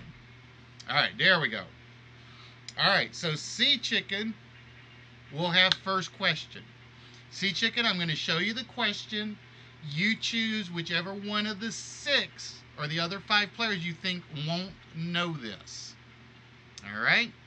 So here is the question first to Sea Chicken.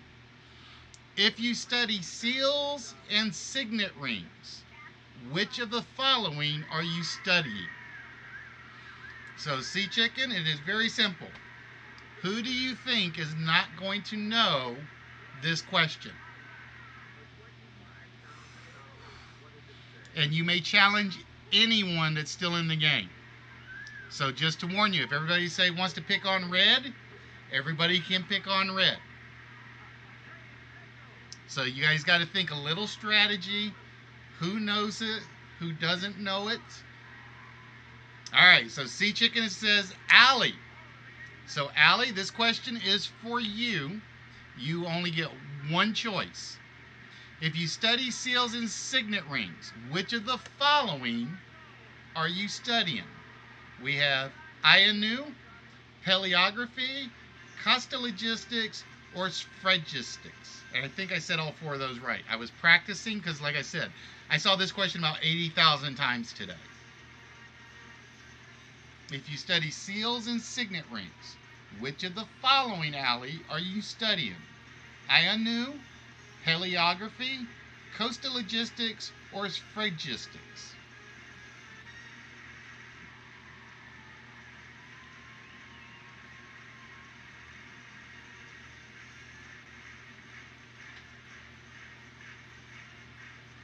Now, there is supposed to be a timer on here since it's multiple choice, but I had to take it off because I ran out of room, believe it or not. Graphically, it's one of the few games where it's like, because I've been trying to clean these all up a little bit. And for those of you that don't remember how this used to look, this used to be an ugly board game. All right, so Allie says it's Coastal Logistics. If it is Coastal Logistics, Allie, you're safe. Sea Chicken is in danger. If it is anything other than Coastal Logistics, you are the one that is in danger. Is the correct answer Coastal Logistics? No. The correct answer is Sphragistics. If you are studying seals and signet rings, you are studying Sphragistics, which means, Allie, you are in danger of being eliminated. All right, so we're going to, basically what we do is we spin the question. Now, there are 6 slots. Everybody has either under them a safe or a drop. The only one that matters is Allie's. That's the only one we're worrying about right now. So, Allie, have you dropped or are you safe? Allie is safe, so Allie is still in the game. Allie is still in the game. So we reset the question, we reset the board, and now there are 2 drop spaces under there. Twisted, you are up, my friend. Here is your question.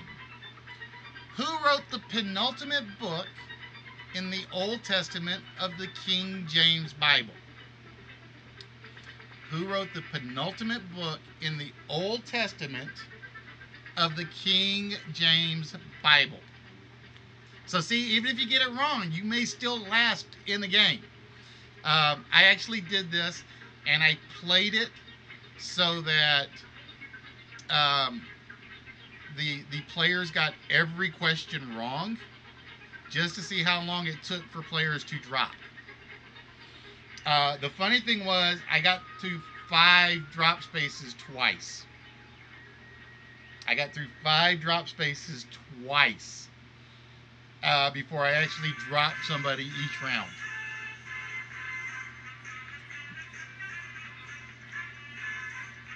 So Twisted is challenging Red. Red, who wrote the penultimate book in the Old Testament of the King James Bible? Was it Haggai, Malachi, Zechariah, or Habakkuk? So Red, who wrote the penultimate book in the Old Testament of the King James Bible?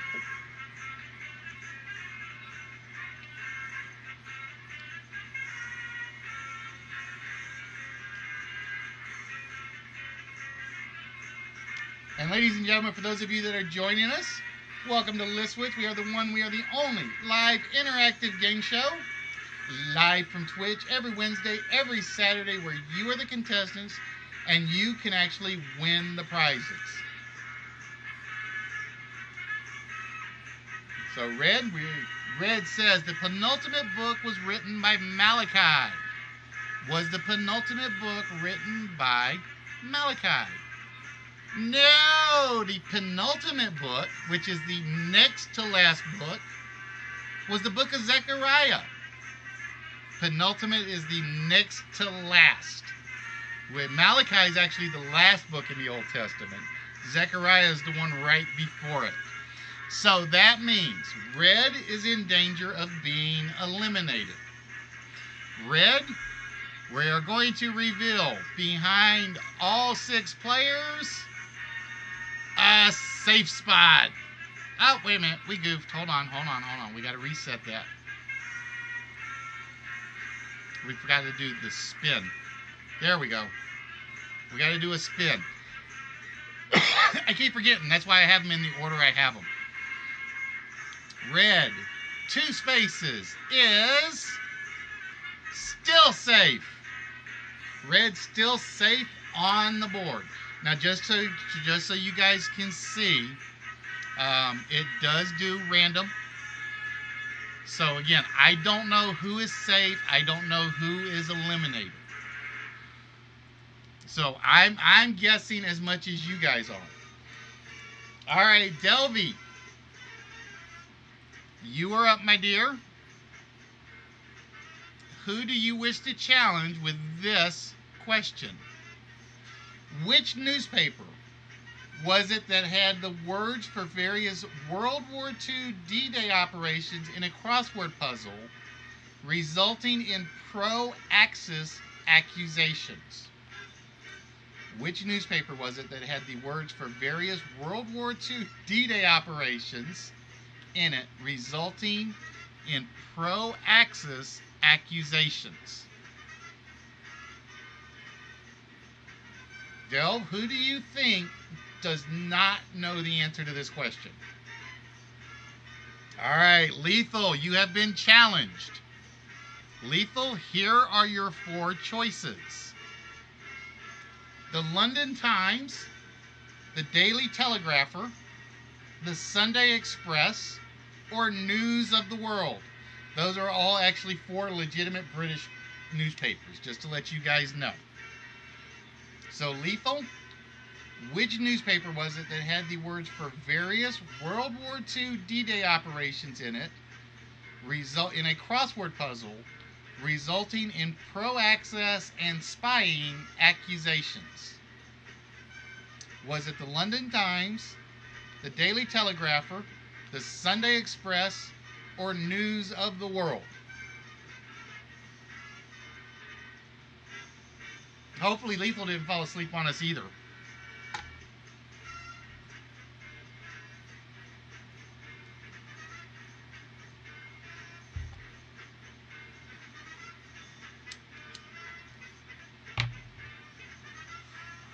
All right, Lethal says it's the London Times. Was it the London Times? No, it was the Daily Telegrapher. It was the Daily Telegrapher that published a crossword puzzle that had words such as Utah, Omaha, Normandy, and a few others in it. Which means Lethal is in danger of elimination with 3 spaces on the board. So behind Lethal's space is a drop. So Lethal has been eliminated from the game.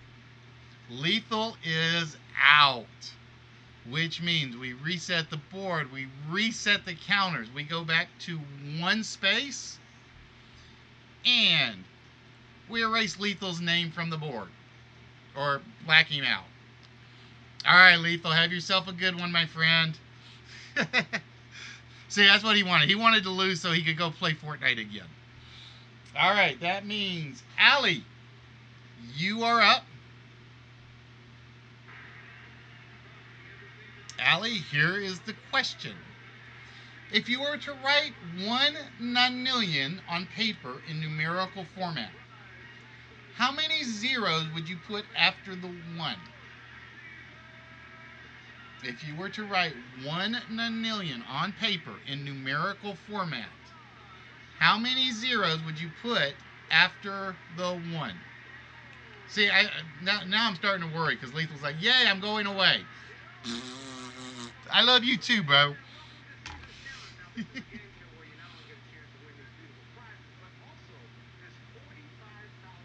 So again, you have C, Twisty, Delve, or Red.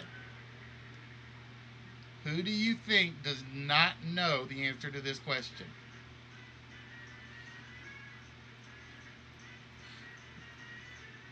If you were to write 1... No, I did not want you to Google, Lethal.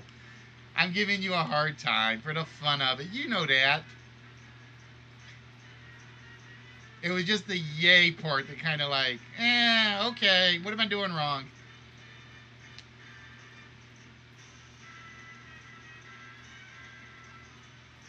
So if you were to write 1 nonillion on paper in numerical format, how many zeros would you have put after the 1? All right, Sea Chicken. It always does, my friend. It always does. All right, Sea Chicken. Here are your choices. Is the correct answer 90 zeros, 99 zeros, 69 zeros, or 30 zeros?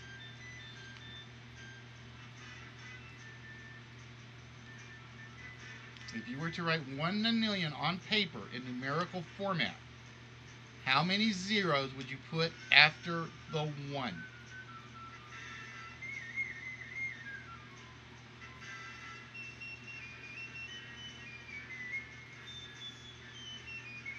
And you know the worst thing is if I run an open game, it's like people will just start dropping in and playing. But it's like when I want to do the closed game, it's like nobody shows up. All right, Sea Chicken says the answer is 30. The correct answer is 99. There are 99 zeros in 1 nonillion. Google is 100, a nonillion is 99. I got 99 zeros, but a nonillion ain't one. All right, that means Sea Chicken is the player in danger. The good news, Sea Chicken, is there is only 1 drop spot on the board. And with that, Sea Chicken is safe once again. Sea Chicken is safe once again.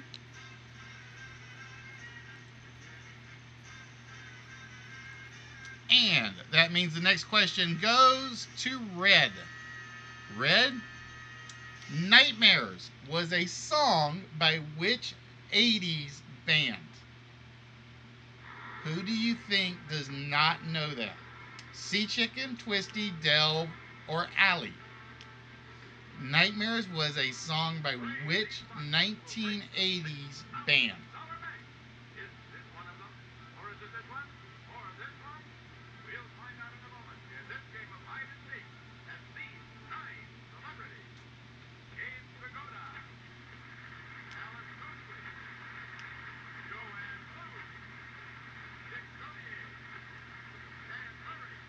I'm not going to pick Twisted on music.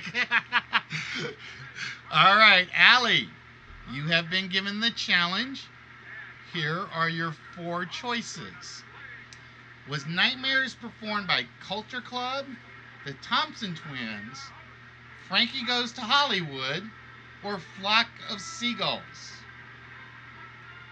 Nightmares was a song by which 1980s band? Culture Club, Thompson Twins, Frankie Goes to Hollywood, or Flock of Seagulls?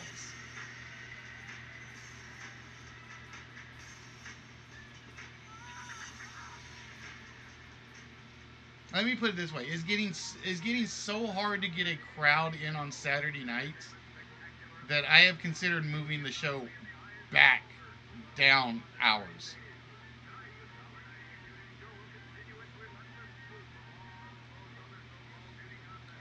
So, Allie, Nightmares was a song by which 80s band?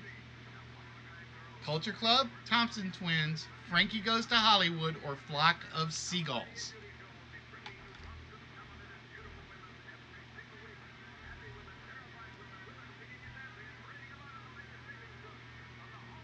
All right, Allie says Nightmares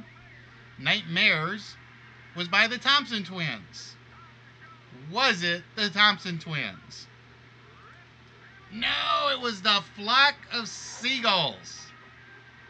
It was a Flock of Seagulls. I'm trying to think, how many of you guys have actually gotten a question right this game so far? You're going to go I say throw water on his face and tell him he should have been awake. That's what I say, Delve, but that's just me. All right, so we are worried about Allie. Allie, there are 2 drop zones on the board. And are you safe or have you been rouletted out? Allie is safe and still in the game. Allie is safe and still in the game. And that means we turn our attention to Sea Chicken. Sea Chicken back in. And Sea Chicken, here is the question. William Shatner and Marlon Brando share what astrological birth sign? William Shatner and Marlon Brando share what astrological birth sign? Who do you think does not know this, Sea Chicken?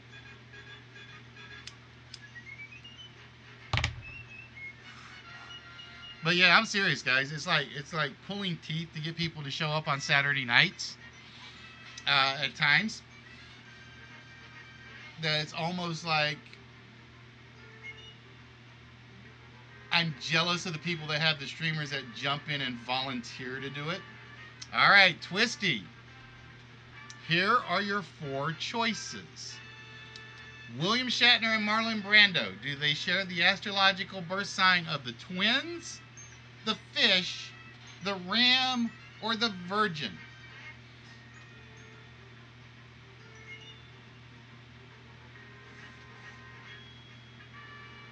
William Shatner and Marlon Brando share what astrological birth sign?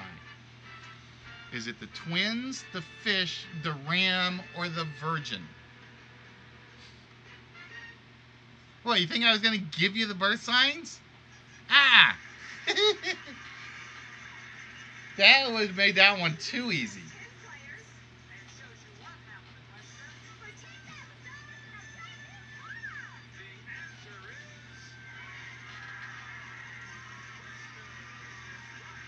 All right.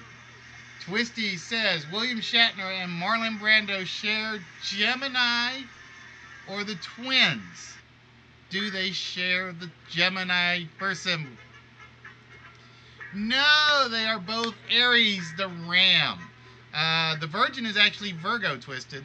The virgin is Virgo, which means Twisty is the player in danger. So we spin the wheel one time. Twisty, are you safe or are you out? It is a 50-50 proposition. The correct answer is Twisty is safe. Twisty did not drop. And now the question is, does payback come in? Twisted is still in the game. And Twisted, here is the question. While it's known for a different state nickname, the Tar Heels. Oh, Took. Took jumping in. All right, we pause it for a moment. All right, Took asking for a wheel spin. We spin the wheel for Took, and he gets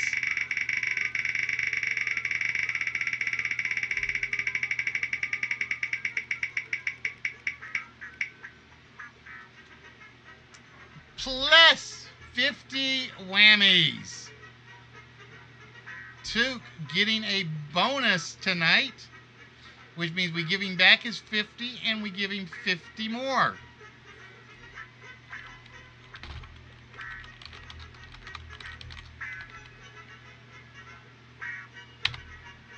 Oh, I misspelled that.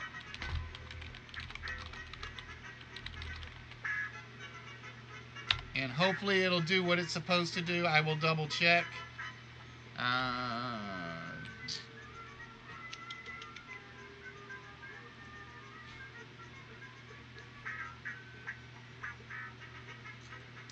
How many do you have at the moment, Took?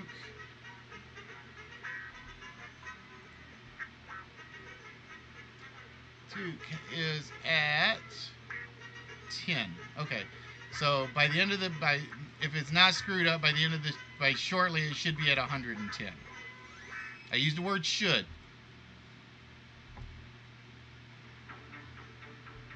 Actually, we'll just do it this way.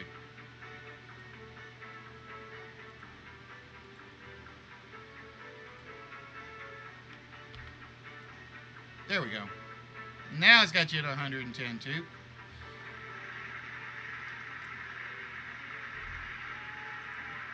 All right, so back to the game. So Twisted, who are you challenging with this question? While it's known as a Tar Heel state, which of these is also a state nickname for North Carolina? And so again, everybody is still in. Sea Chicken, Delve, Red, and Allie.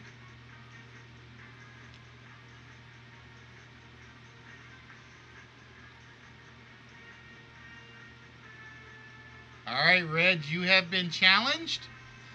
Here are your 4 choices.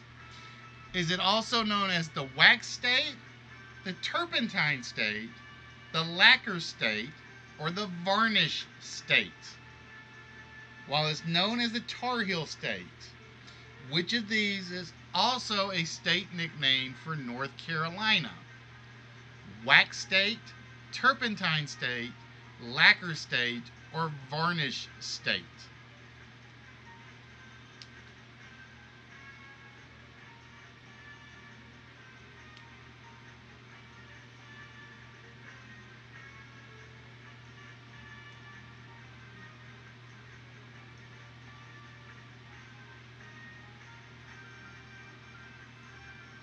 All right, Red says it is the turpentine state. Is it the turpentine state? It is the turpentine state. It is the turpentine state, which means Twisted is the one in danger. We spin the wheel. Twisted, you are hoping for a safe spot under your name. And we reveal for Twisted to be safe. Twisted is still safe and in the game. Twisted is safe and in the game still. And like I said, guys, this happened before during the practice runs.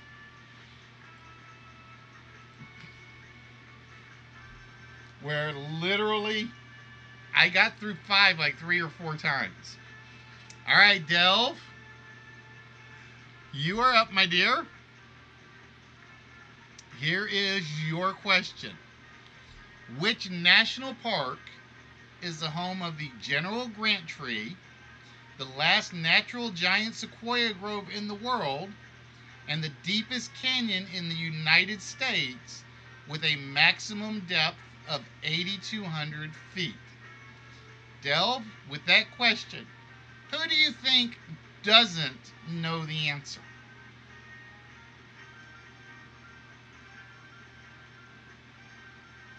All right, Allie, you have been challenged. Allie, here are your 4 choices. Kings Canyon, Kobuk Valley, Bryce Canyon, or the Great Basin?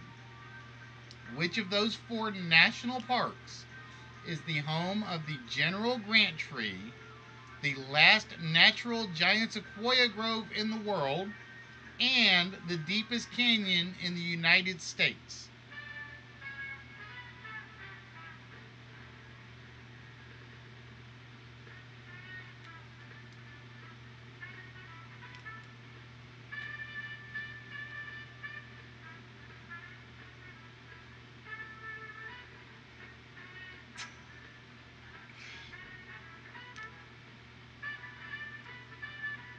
So, Allie, we are looking for the one of those 4 is the answer to this question. All right, Allie says it's Kings Canyon. Is it Kings Canyon? It is Kings Canyon, which means Delvey is in danger of elimination. And there are 5 drop spaces on the board. So there is only 1 safe spot for you, Delve. Are you standing on the safe spot? We reveal to show a drop. Delve down through the floor as Delve has been eliminated from the game. All right, and that means Allie, you are up. And here is your question. Which of the ancient wonders of the world was destroyed by a fire? Which of these ancient wonders of the world was destroyed by a fire? All right, Delvey, be good, my dear. So, Allie, who do you think doesn't know this? Sea Chicken, Twisty, or Red?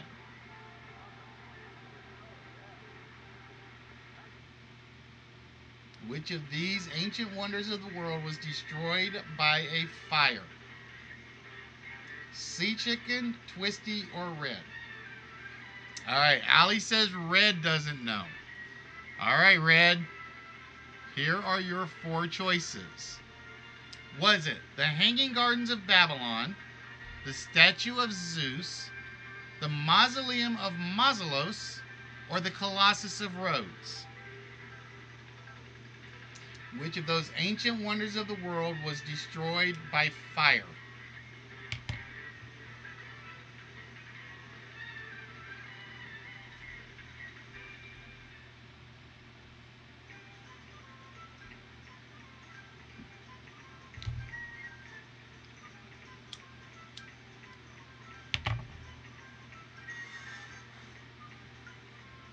Now the good news is you're back down only one drop space. All right, Walrus says the Colossus of Rhodes was destroyed by fire. Was it the Colossus of Rhodes? No, it was the statue of Zeus. The statue of Zeus was behind the Pantheon, and it got caught up in the fire that occurred in the Pantheon and was destroyed by that fire. The Colossus fell due to supposedly an earthquake. The Hanging Gardens of Babylon, nobody's still sure what they are. Some people say it's is an actual overhead garden. Some people say it's an actual mountain range. All right, so that means Red is in danger of elimination. We spin the wheel a couple of times. Red, are you still in the game? Red is still in the game. Red is safe. And Red, you might get some revenge. You never know. The next question is for you.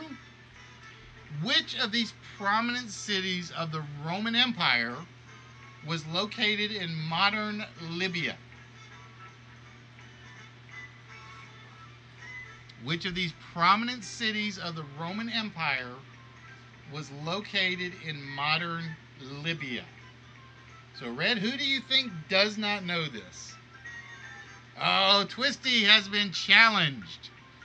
Twisty, here are your four choices. Was it Caracalla, Agrippina, Capitoline, or Capitoline, and Leptis Magna? Which of those prominent cities of the Roman Empire was located in modern Libya?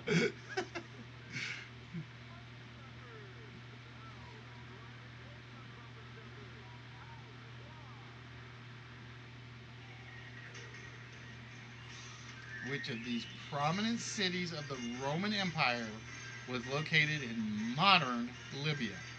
Caracalla, Agrippina, Capitoline, or Leptis Magna? Well, the good news is there's only two drop spaces, so you've still got a 4 in 6 chance. You've still got a 4 in 6 chance of surviving. That would be 2 out of 3.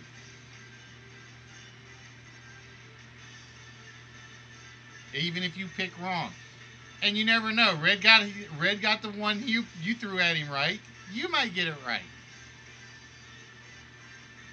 All right, Twisted says Leptis Magna. Which city was the prominent city in modern Libya? It was Leptis Magna. Twisted getting it right, which means Red in danger of elimination. So, Red, you are hoping the drop space is not under your name. I keep doing correct answer, and I don't mean to do correct answer. Is Red safe, or is he out? Red is safe.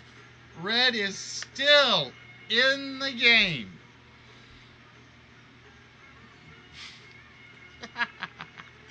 All right, Sea Chicken, you are up. Would you like to challenge Twisty, Allie, or Red to this question? Which of these insects is considered pound for pound the most venomous? Which of these insects is considered pound for pound the most venomous? Sea Chicken, are you going to challenge Twisty, Allie, or Red?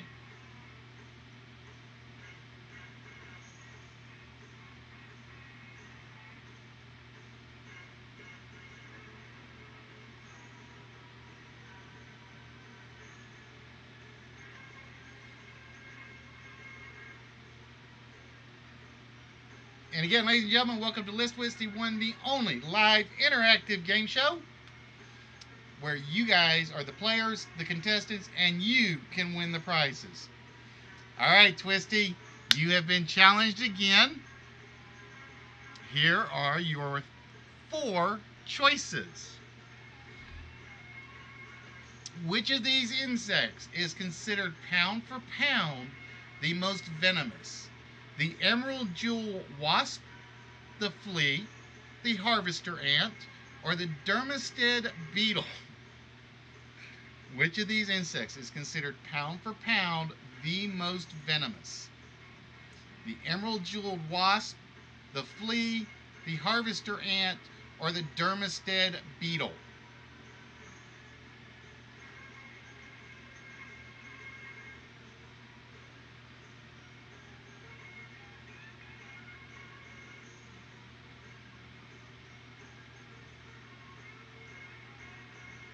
You feel like this is a trick question? Which of these insects is considered pound for pound the most venomous? I don't see a trick there. Maybe a treat? I don't know. I've never been bitten by any of the 4, so I don't know. All right, Twisted says it's the emerald jewel wasp, but you're thinking flea. The most venomous of the 4 is the harvester ant. The harvester ant, for its teeny tiny little size, is the most venomous of the 4. Actually, all 4 of those, just so you know, are very tiny. That's what it is. All 4 of those. I think the dermisted beetle is the largest, and I think it's like 7 millimeters. I think. I don't remember right off the top of my head. But yeah, all 4 of those are actually very, very, very tiny. All right, so with that, Twisty is facing 3 drop zones. So Twisty, you got a 50-50 chance of staying in the game. Is Twisty in, or has he been rouletted? Twisted is safe. Twisted is safe yet again.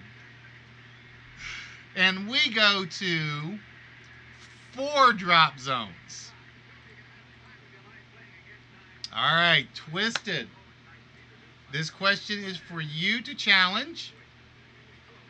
Twisted, who will not know that if you have taphophobia, which of the following do you fear? If you have taphophobia, which of the following do you fear? Who does not know? Who is not a taphophobic?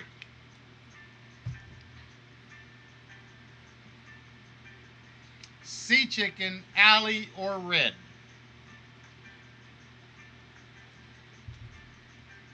All right. Sea Chicken. He said because Sea Chicken's got it and doesn't know what he has. All right, see? Here are your 4 choices. If you have taphophobia, do you fear vomiting, ropes, ducks, or being buried alive? If you have taphophobia, which of the following do you fear? Vomiting, ropes, ducks, or being buried alive?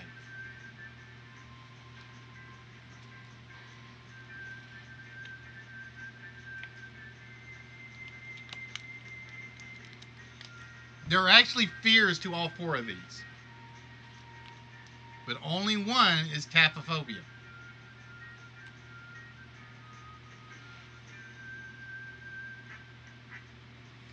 Hello, KTG. How you doing, my dear? All right, so Sea Chicken says taphophobia is the fear of being buried alive. Is it the fear of being buried alive? It is, which means Twisted, you are back in the danger zone. We spin our wheel a couple of times. All right, so Twisted, you are hoping for a safe spot under your name, or are you out of the game? Twisted has safe. Twisted is safe again. The man has how many rabbit's feet do you have, Twisted? How many rabbit's feet do you have? All right, Allie, you are up. Allie, who would you like to challenge for this question? According to USA Today, if you get a craving to what food substance, it's said to be linked to bacterial colonies in your stomach. See, well, now we know why he was actually originally out in the barn. He was looking for rabbit's feet. So, Allie, who does not know the answer to this question? Sea Chicken, Twisty, or Red? According to USA Today, if you get a craving to what food substance, it's said to be linked to the bacterial colonies in your stomach.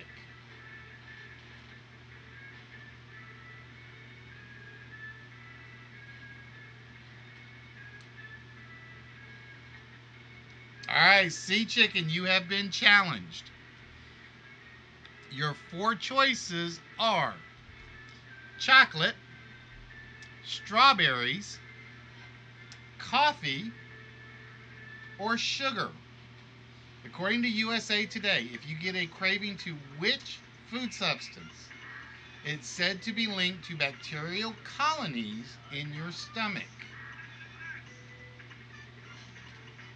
Is it chocolate, strawberries, coffee, or sugar? Well, you guys got to realize, I think total, you guys have gotten 4 questions right. Let's see, you got the turpentine state. All right, so Sea Chicken says it's coffee. According to USA Today, if you get a craving to coffee, it's said to be linked to bacterial colonies in your stomach. Is it coffee? No, it's chocolate. It is chocolate. It said if you get a craving for chocolate, it's because the bacteria in your stomach tells you you want chocolate. Supposedly it's got nothing to do with chocolate on the brain. It's all got to do with chocolate on the stomach. All right, so with that, we spin the wheel a couple of times. There are 5 spaces on the board. Sea Chicken is hoping he is in the safe zone. The safe zone is there for Sea Chicken. It is there. Sea Chicken is still safe. Oh, wow. A 1 out of 6 chance, and Sea Chicken got it. I think that's the best part, is like, I know I'm going down. And it's like, nope, I'm still here. I'm still here. All right, Red. Here is your question.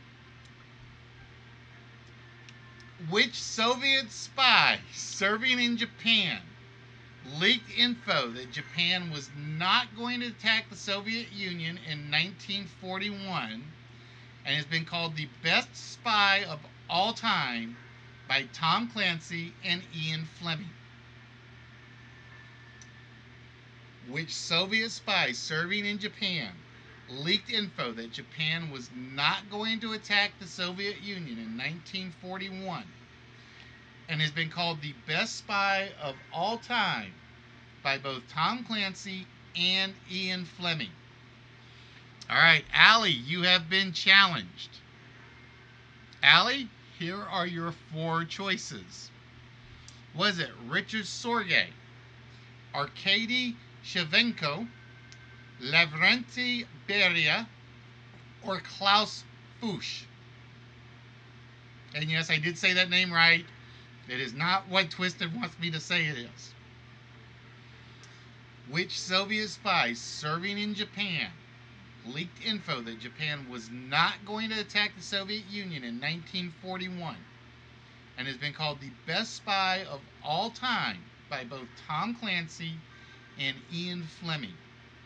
Allie, was it Richard Sorge, Arkady Shevchenko, Lavrenti Beria, or Klaus Fuchs? All right, Allie says it is Richard Sorge. The correct answer is Richard Sorge. Richard Sorge is the Soviet spy that served in Japan, which means red, you are in danger of elimination. There are 5 drop spaces. There is 1 safe space. Red,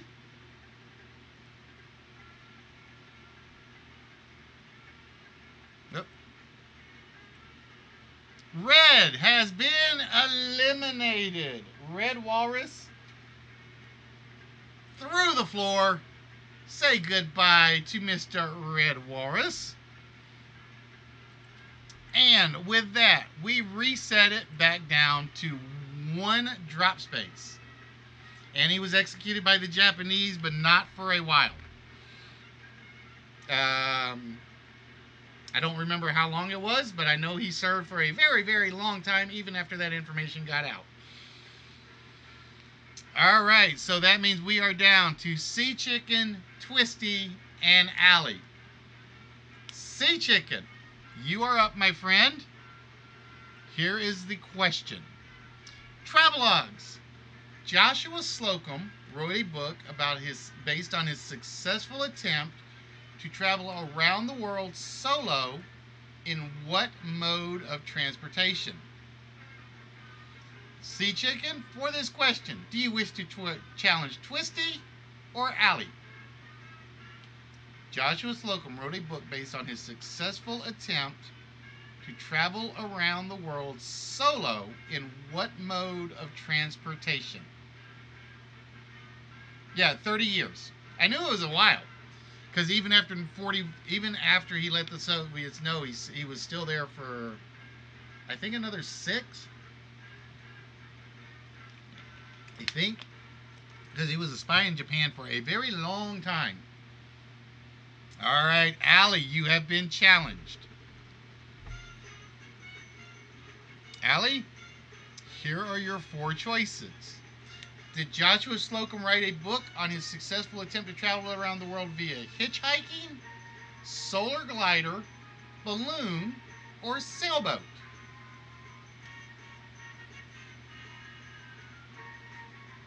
He spied for the Germans in World War I, but he was an avowed communist.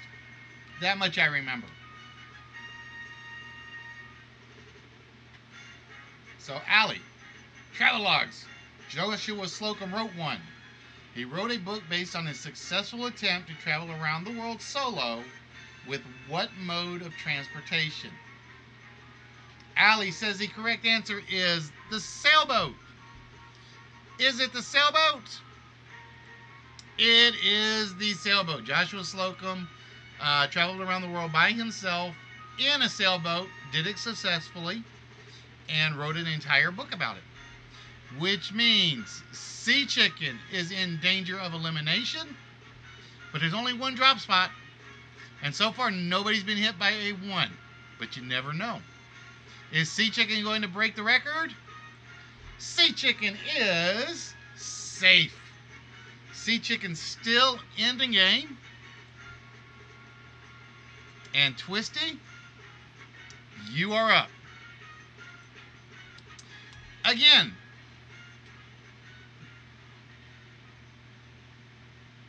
better known for other novels and books. Which of these authors wrote the short story Bartleby the Scrivener? They can't all be hard. You guys get mad when I make them all on hard. Yeah, you're still there, Twisted. It's because I goofed and forgot to reset I forgot to reset the color on your name. It's like a pre-technical issue. It is so Twisty, would you like to challenge Sea Chicken or Allie? Because it was one of those things. As soon as I started it, I'm like, that's why I wrote it down. Because normally I wouldn't even write it down, because it's based on the color of the font. All right, Sea Chicken, you have been challenged, my friend. Here are your 4 choices. Better known for other novels and books. Which of these authors wrote the short story Bartleby the Scrivener? Was it the War and Peace author, the Moby Dick author, Rip Van Winkle's author, or 2001 Space Odyssey author? Better known for other novels and books. Which of these authors wrote the short story Bartleby the Scrivener? Was it the War and Peace author, Moby Dick author, Rip Van Winkle's author, or 2001 Space Odyssey author?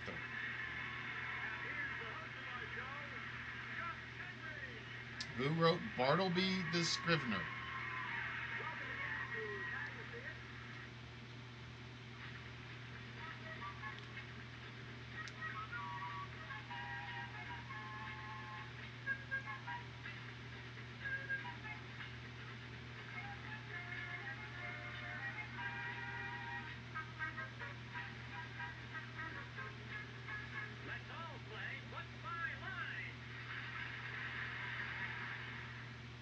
All right. So Sea Chicken says Rip Van Winkle's author wrote Bartleby the Scrivener. Rip Van Winkle's author is Washington Irving. War and Peace, Leo Tolstoy. Moby Dick, Herman Melville. 2001, Arthur C. Clarke. Bartleby the Scrivener was written by Moby Dick's author, Herman Melville, wrote Bartleby the Scrivener, which means Sea Chicken is now in danger of dropping. So Sea Chicken, hoping for a safe space. He and Twisty have survived a lot of these. Did he survive another one? He survives another one. Sea Chicken still in the game. All right, Allie, you are up. Who would you like to challenge with this question? What name is given to a dish of oysters wrapped in bacon slices served on toast? What name is given to a dish of oysters wrapped in bacon slices and served on toast? Allie, do you challenge Sea Chicken or Twisty? And remember, there's a 50-50 shot on the drop safe zone right now.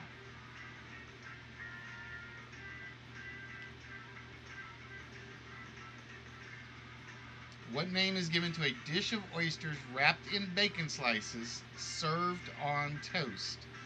Allie, do you challenge Sea Chicken or do you challenge Twisty?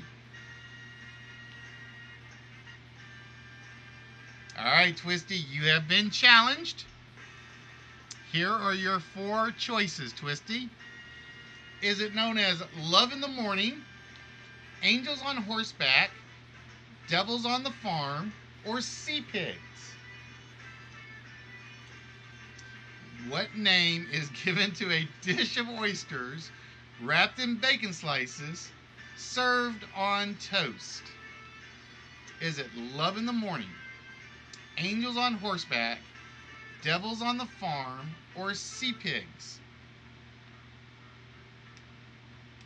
All right, Twisty says sea pigs.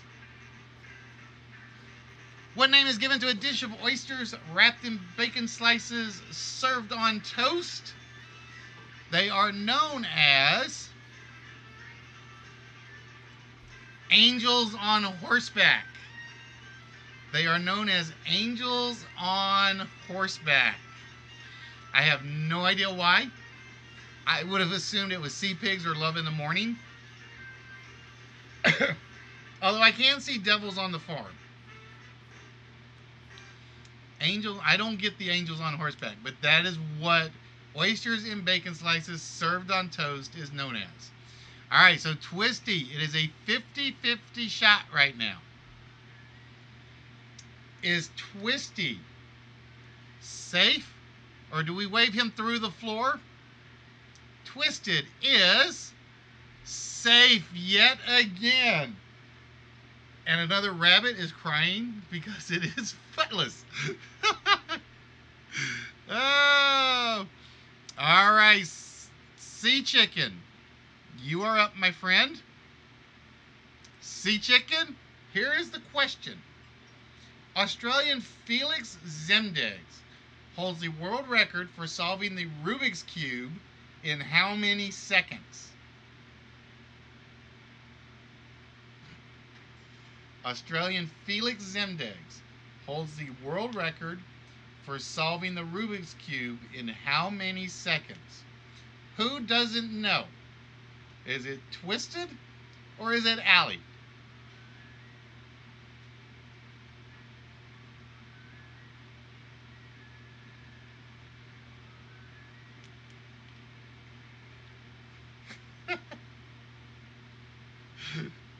All right, Twisty, you have been challenged again. And here is your four choices. Did he solve it in 5.66 seconds, 7.14 seconds, 8.08 seconds, or 6.82 seconds? Australian Felix Zemdegs holds the world record for solving the Rubik's Cube in how many seconds? 5.66, 7.14, 8.08, or 6.82. No, it's Russian roulette. You're putting the target, well, I was going to say you're putting the target on your own head. All right, Twisted says he did it in 6.82 seconds. Ladies and gentlemen, Felix Zemdegs solved the Rubik's Cube in 5.66 seconds. He actually solved it in under 6 seconds, which means Twisty, 4 drop zones. Is your luck going to hold out for one more? The man has lived a charmed life so far this game. Twisted is dropped. Twisted fighting it off as long as he can, but he goes down. The target definitely got to him that time, which means, ladies and gentlemen, we are down to our final 2. All right, now the rules change just a little bit more here. Allie, the difference is you are first because you came after Twisty. Same thing applies. We're going to show you a question. You can choose to answer it after seeing the. You can choose to answer it before seeing the 4 choices, or you can challenge Sea Chicken before you see the 4 choices. Well, that's because it's down to head-to-head. Once it's down to head-to-head, that's how it changes. All right? Now, we start all over on the drop spaces, so that may sway your thinking a little. So, Allie, here is the question. In which UK city would you find the National Museum of Photography? In which UK city would you find the National Museum of Photography? So, Allie, you can either say you want to answer this, or you can challenge Sea Chicken to answer it.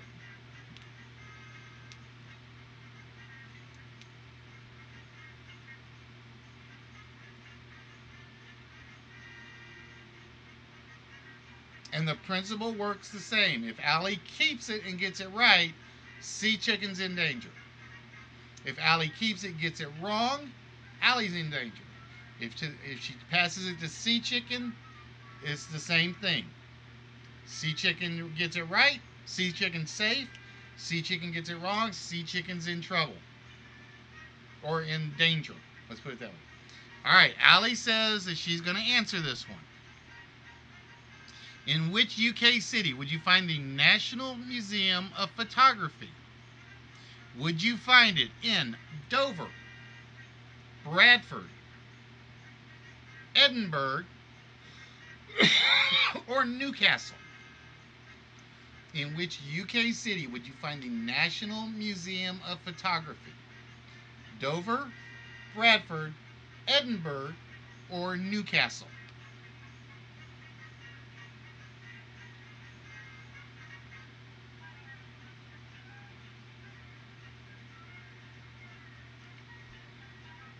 No, once you declare you're going to answer, it's locked in.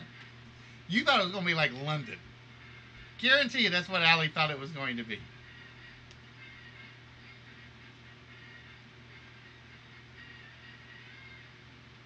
What did I say something else?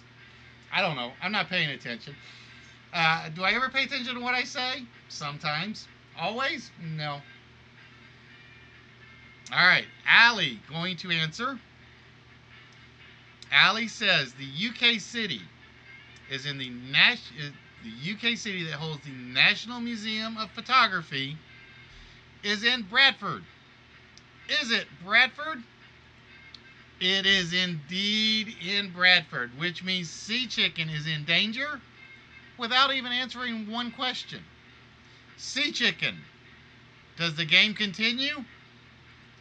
The game continues. So, Sea Chicken, you are up, my friend. And we reveal the next question for Sea Chicken. The Dinner Party and the Holocaust Projects are two sculptures, that's written wrong, by an American sculptor who took what U.S. city as her last name for her art pseudonym, Judy Blank. The Dinner Party and the Holocaust Project are two sculptures by an American sculptor who took what U.S. city name as her last name for her art pseudonym, Judy Blank. So, Sea Chicken, you can attempt to answer it or you can pass it to Allie. There are two drop spaces on the board. All right, Allie, you have been challenged. Here are your four choices. Is her name Judy Austin, Judy Chicago, Judy Miami, or Judy Vegas? The Dinner Party and the Holocaust Projects are two sculptures by an American sculptor who took what U.S. city name as her last name as her art pseudonym? Was her name Judy Austin, Judy Chicago, Judy Miami, or Judy Vegas?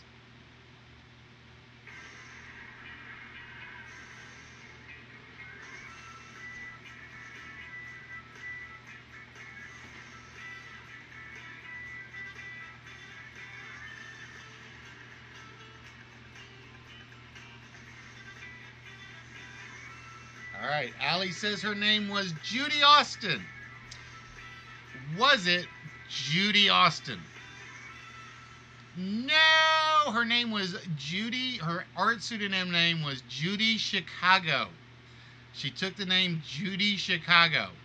All right, so that means Allie is facing two drop spaces.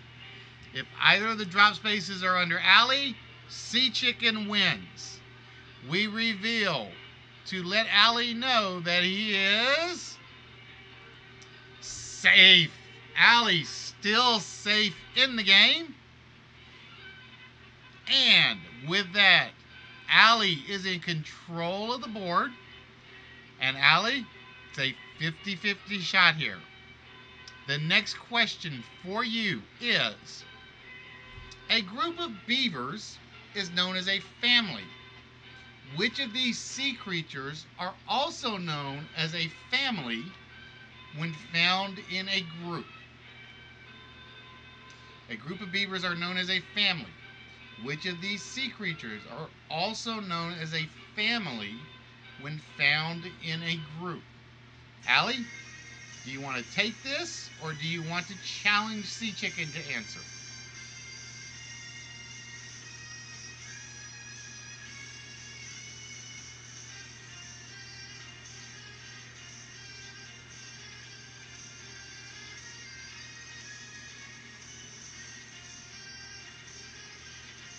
All right, Sea Chicken, Allie has passed it to you. Here are your four choices. Is it a family of sharks, a family of crabs, a family of lobsters, or a family of sardines? Hello, show. A group of beavers are known as a family. Which of these sea creatures are also known as a family when found in a group? Is it sharks, crabs, lobsters, or sardines?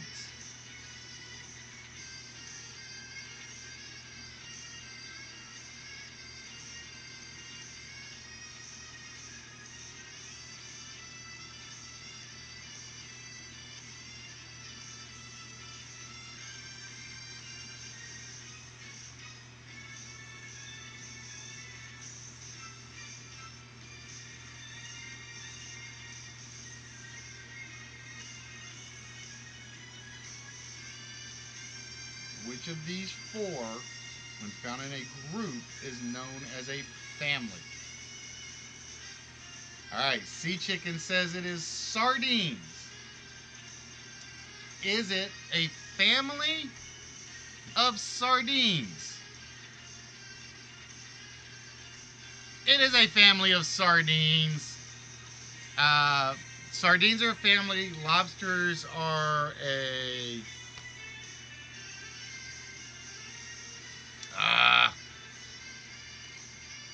I forgot what the other three were now. But yeah, the sardines are the only ones that, when they're in a group, are known as a family. I would have thought a sardine was a school of sardines. Wrong, wrong, wrong, wrong, wrong. All right, so that means Allie is in danger of elimination. It is a 50-50 shot. Either Sea Chicken wins or Allie keeps playing. We reveal Allie's drop zone, or Allie's zone, is a drop zone. Allie has been dropped, which means, ladies and gentlemen, the winner of the brand new Russian roulette is Sea Chicken. That's right, everybody had a crush on Shania. Everybody. Congratulations to Sea Chicken. And Twisty's like, damn it, give me my rabbit's foot back, Sea Chicken. Oh, Sea Chicken takes it. Congratulations, my friend. Sea Chicken wins the game, which means Sea Chicken will be getting a large prize to go with his small one. I think he's got one small one still in here somewhere. See, the trick, like I said, the trick to that is strategy. It's like, if I've got to challenge somebody that probably knows it, I'm going to challenge him early when it's only like 1 or 2 spaces, because then the odds are in my favor. If he gets it right, I'm still in the game. Whereas when you start getting up to 4 or 5 spaces, you hope whoever's left that you challenge doesn't know.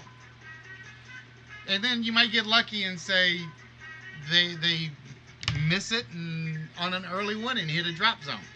So there is strategy to this, which is one reason I always like the games where you challenge somebody else going in. It kind of adds something to it. I did goof and I did forget to start the timer to see how long that ran, not counting the bug. All right, so with that, Sea Chicken,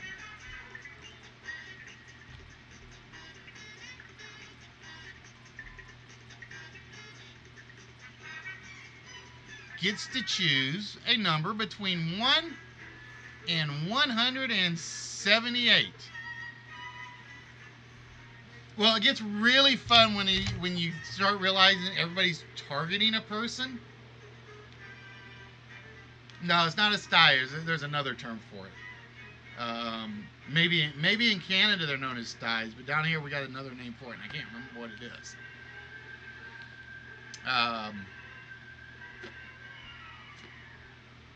It's not a coven. Maybe it is a sty. S-T-Y. Might be a sty. All right, sea chicken going to go with treasure chest number 46. So for sea chicken, he will be winning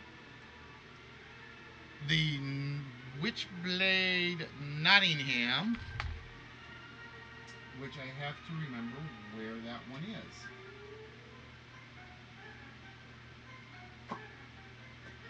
Bear with me 1 second, sea chicken.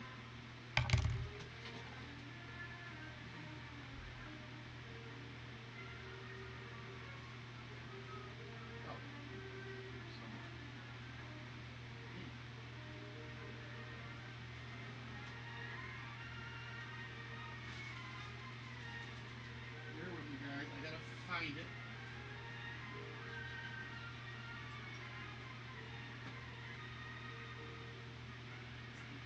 That's not it.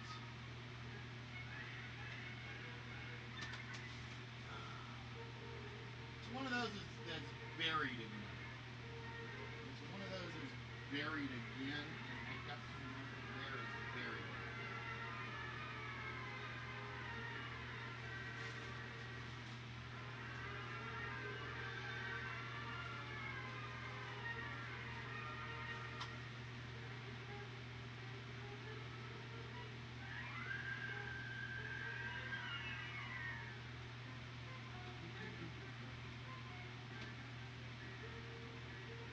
Unless it went out already. I don't remember it going out. I honestly don't remember that one getting shipped out.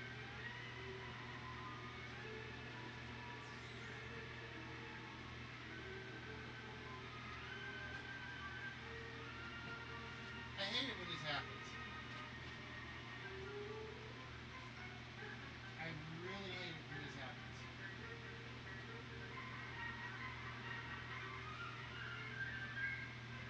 Because it only ever seems to happen to sea chickens. It only ever seems to happen to him.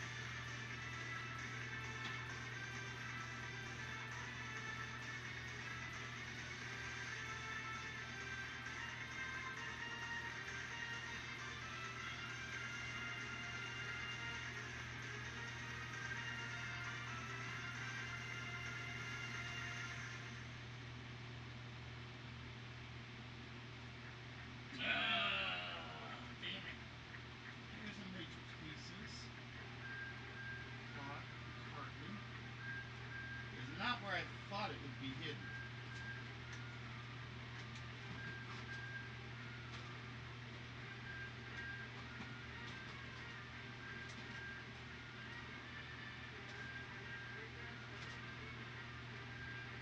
Yikes. I'm wondering if that one went out already. I am wondering if that one went out and it just got left on my list.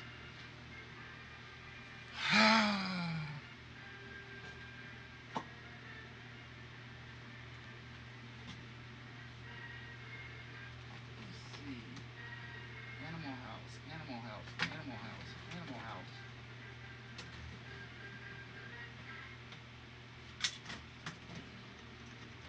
Toy rattle.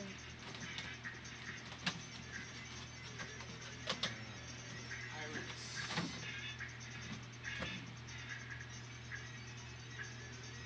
I've got a feeling that one went out already. I have this funny feeling that's the one that actually went out. And it did not get removed from my list.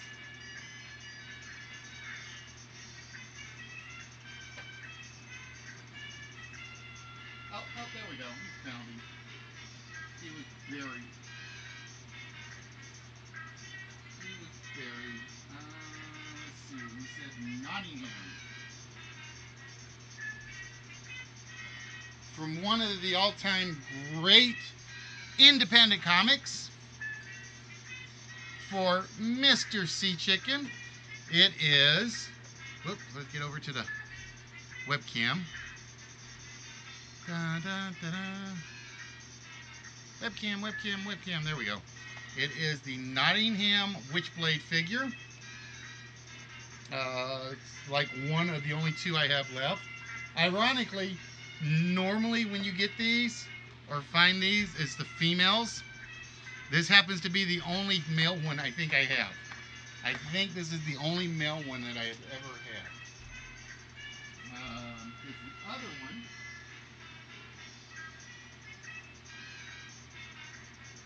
is the female medieval witchblade. So congratulations, Sea Chicken. This will be going to you, my friend. This was made by Shugita Susumu. Shugita Susumu from Top Cow. There you go. There you go, Twisted. Top Cow. Moo. So that will be going to one Mr. Sea Chicken. And I think you actually took one that came out of what was going to be going in the nerd box, actually, Sea Chicken. I seriously thought about putting that one in the nerd box. But I backed off at the last minute and said, no, I'm going to hold off to that one. So congratulations to Mr. Sea Chicken. Alright guys, with that, question is, what do I want to do? It's only 11 o'clock. It's 11 o'clock. We've only been going for 4.5 hours. Actually, 11, 7:30, 3.5 hours. We've been going for 3.5 hours. I'm trying to figure out if I'm going to trust my computer to stay up, or my network dongle to stay up, and go with something additional.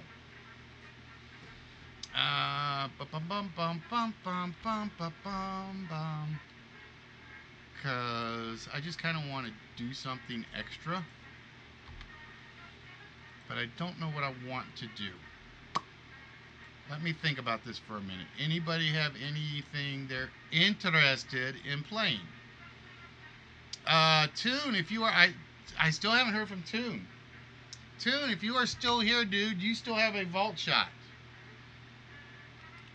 I got a feeling Toondog fell asleep. I got a feeling Toondog fell asleep after winning a vault shot. That's not a good combination. But ladies and gentlemen, for those of you that are here, I would like to welcome you to Listwits. We are the one, we are the only live interactive game show. We come to you live every Wednesday, every Saturday, where we bring you some of your favorite games from the 30s, 40s, 50s, 60s, 70s, 80s, 90s, double zeros. That would be the aughts, right? And the 10s. And eventually we're going to get back around to the 2030s if we're doing this that long. And so it'd be basically a decade or a century's worth of game shows. That's scary to think.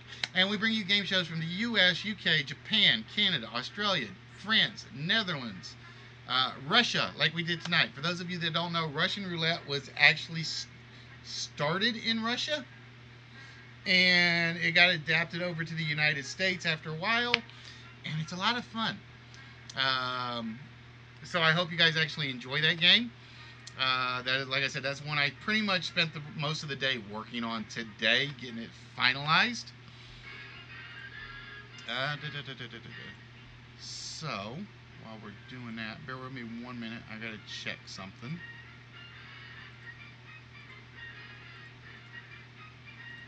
There we go. And we are going to reset all my text back over to white like it should be to start this game. And this is one of those games, because it's multiple choice, I actually don't have to go back and keep the answer key. Sorry, I'm not sure. Yada, yada, yada, yada, yada, yada. Alright, so bear with me 1 minute, guys, is I got to get to my file and remove all the questions that were used. This is one thing I actually do while I'm on air, just because I need to do it. So just to let you know,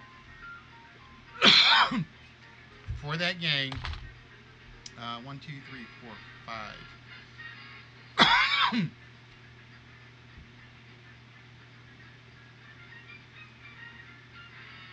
We got through just about half of the question file. Just about half of the question file on that one.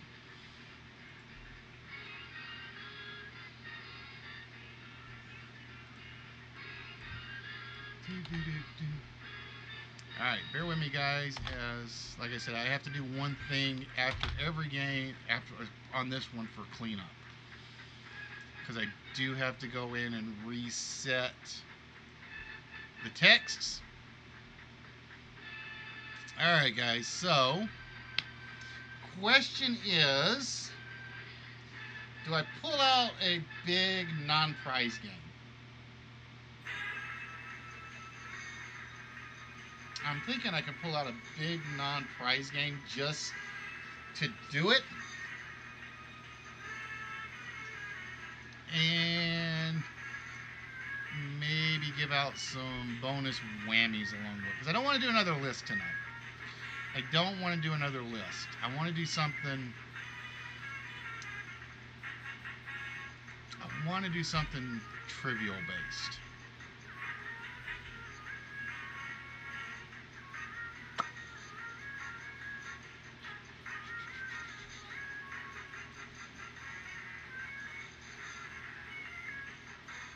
Alright. We will do this.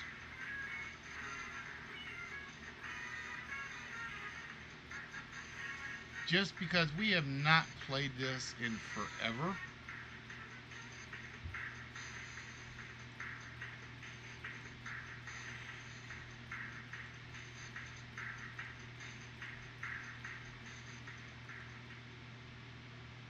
Why not? Alright, and what we're going to do is, let's make sure I get the right thing here. I want to do this to check something.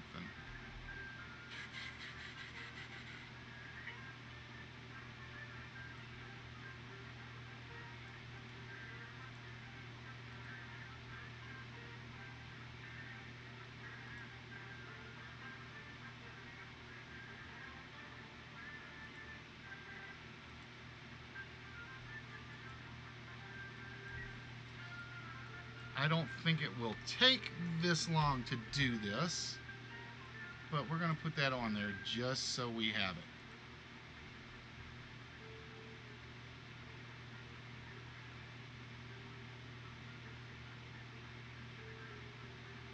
What?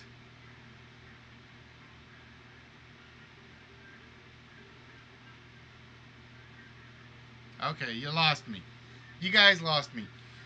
Alright, so with that, we are going to do the Jeopardy game, just for fun for tonight. Why is it not filling the board?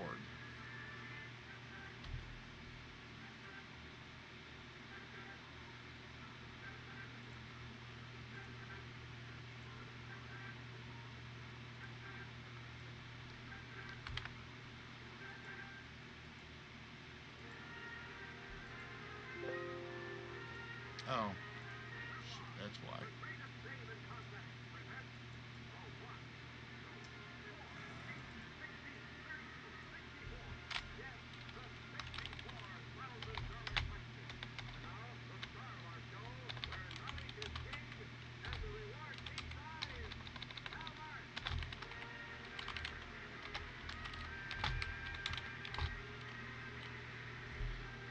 That's why.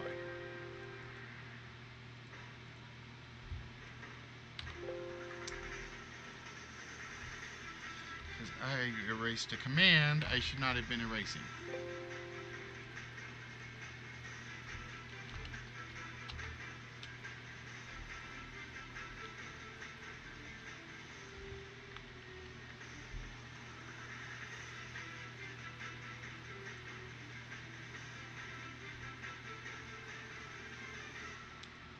Apparently I erased a lot of commands I should not have been erasing.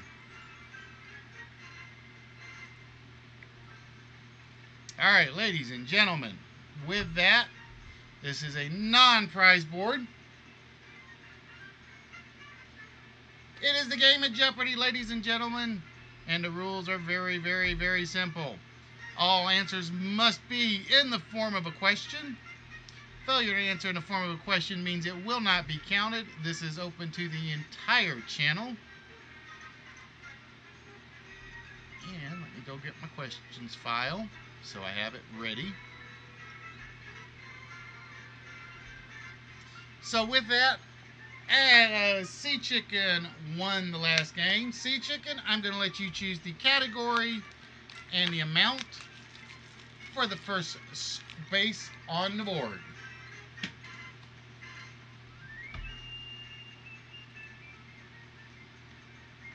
Let's do 1 hour just to see what happens. Actually, let's do 30 minutes. We're going to do two 30-minute rounds.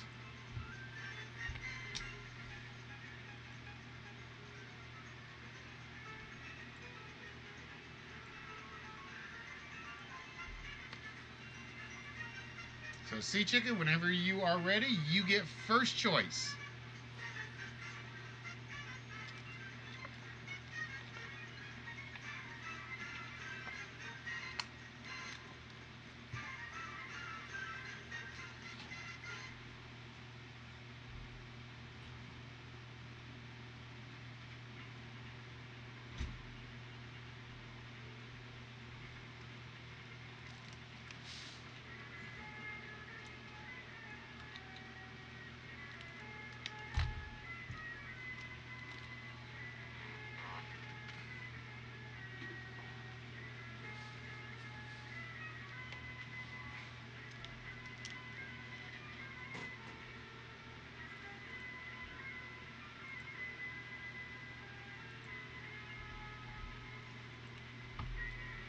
Besides which, I'm being nice for timing reasons. Sea Chicken, which category and amount? I think he's asleep as well.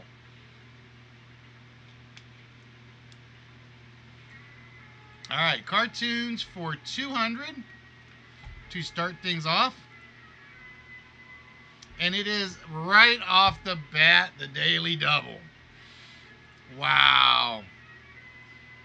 All right, so Sea Chicken, you have no points at the moment.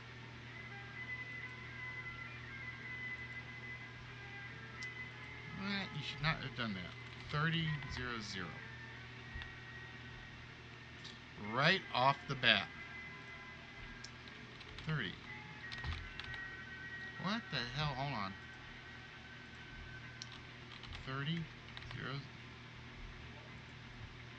0, 0.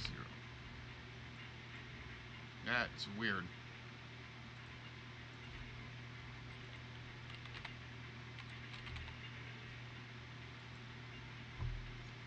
All right, Sea Chicken, you have 0 points. You can wager up to 500.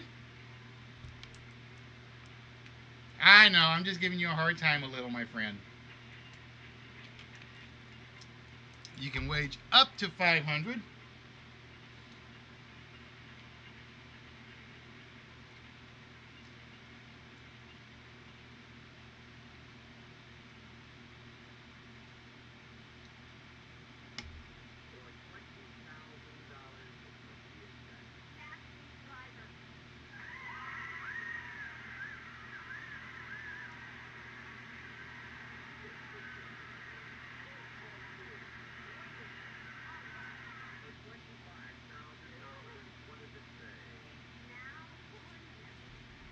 All right, just 200 it is.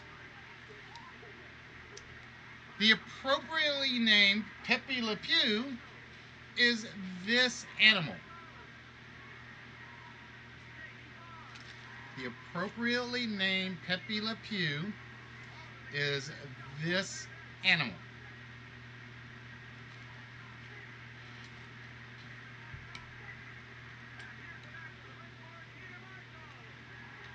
And I should have said up to 1,000 because it was the first board. But I goofed.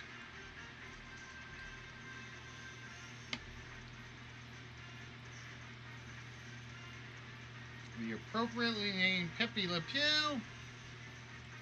What is a skunk? Alright, Sea Chicken on the board with 200 and gets to choose the next category. We have foreign cuisine, cartoons, four-letter words, law, New England, and ghosts. Foreign cuisine, cartoons, four-letter words, law, New England, and ghosts.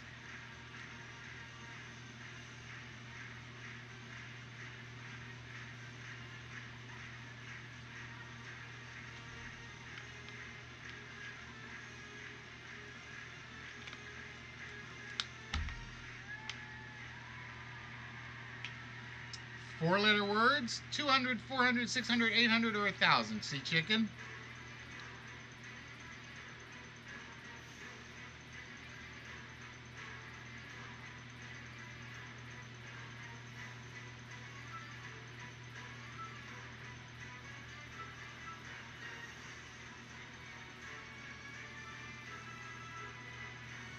All right, four-letter words for 200. Ladies and gentlemen, the question is: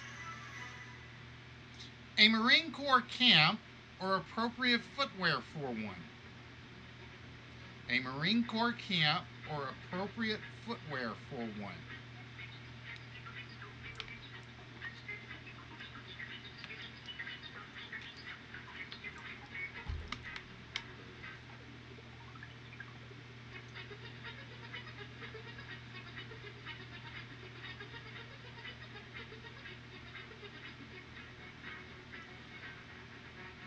KTG getting it. It is. What is boot? What is boot? All right, KTG, where are we going next?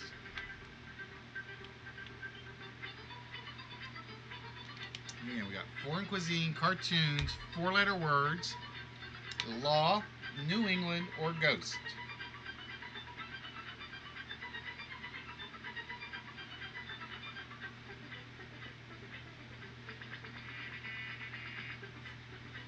Foreign for 1,000. She's not wasting any time, is she, boys?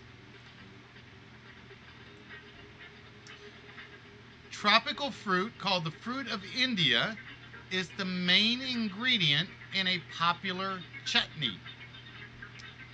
Tropical fruit called the fruit of India is the main ingredient in a popular chutney. Walrus jumping in. It is a mango. All right, Walrus, where are we going next?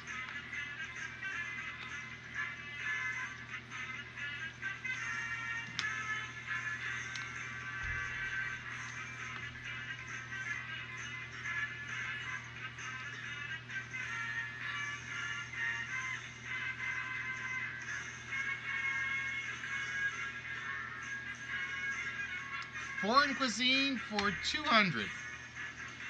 No matter how you slice it, it's brought in German. No matter how you slice it, it's brought in German. Just blame Charter, KTG. That's what I'm blaming everything on.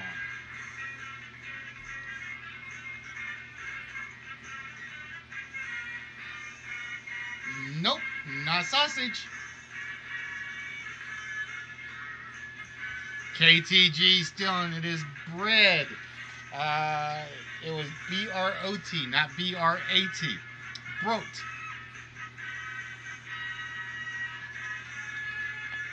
All right, KTG, where do we go next?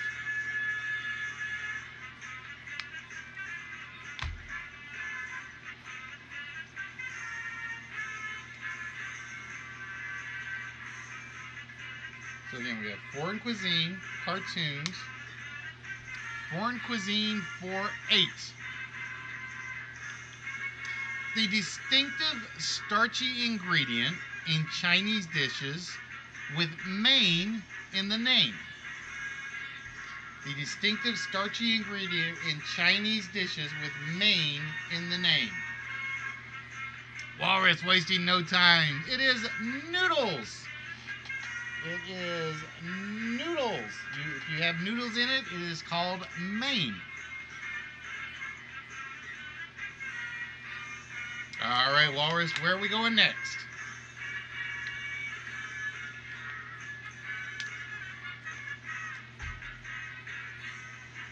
Lo mein, chow mein.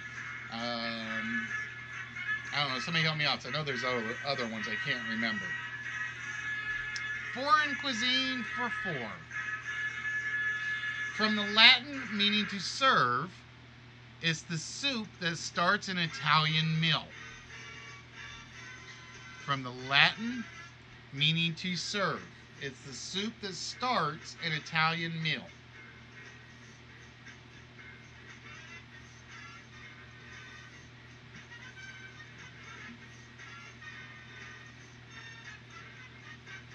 Nope, not wine. Although no one twisted, he'd want his wine in a soup bowl.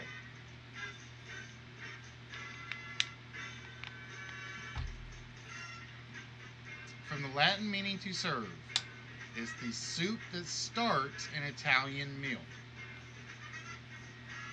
Nope, not appetizer, not antipasto or antipesto.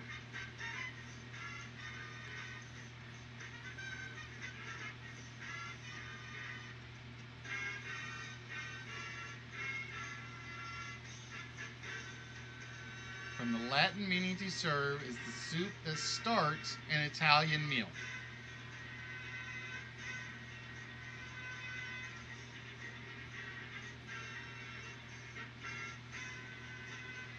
No guess on the timeout. The correct answer is, what is minestrone? What is minestrone? All right, Red, you get to choose the next one.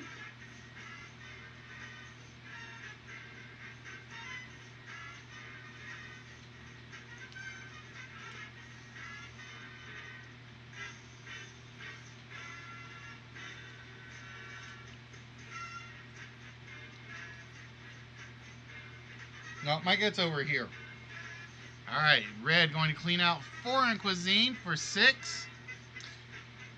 Cookie from northern France made of sugar, egg white, and almonds. It got its name from Italian for macaroni. Cookie from northern France made of sugar, egg white, and almonds. It got its name from Italian. Twisted. It is a macaroon. Twisted getting credit for that. His answer was close enough on the spelling. Or the correct one was close enough on the spelling. All right, Twisted. Where do we go next?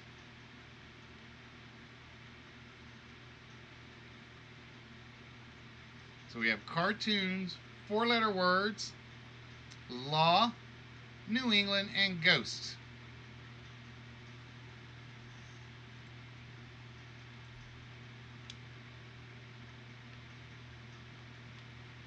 Cartoons for 1,000. Helen Kane sued Max Fleischer, claiming this character's name and voice were copied from her. Helen Kane sued Max Fleischer, claiming this character's name and voice were copied from her. And Red, right on it, it is Betty Boop. It is indeed Betty Boop.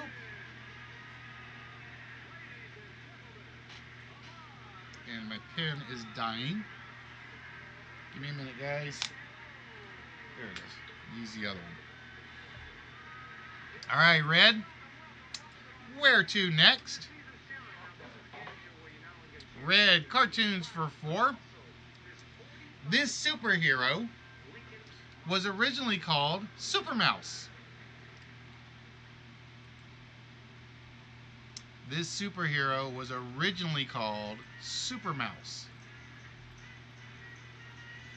KTG getting it. Mighty Mouse was originally known as Super Mouse. Hey, Tugger, how we doing? All right, KTG, you are up.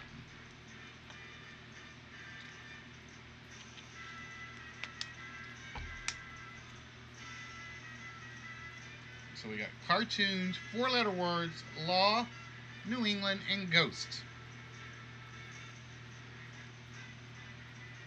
Four-letter words for 1,000. Spell forward, it's how you feel. Spelled backwards, or let me try that again. Spelled forwards is how you feel. Backwards is spells disaster.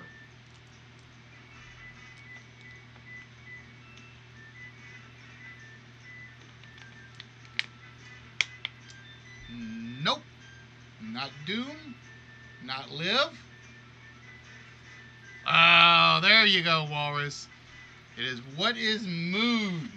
The instructions did say spell it forward to get how you feel. It is mood.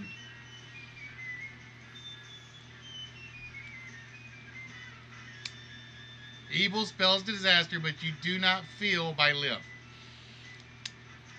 You do not feel by live. Nice try, KTG. Nice try, but no. Alright, Walrus going with cartoons 4-6. Name of George of the Jungle's pet ape. The name of George of the Jungle's pet ape.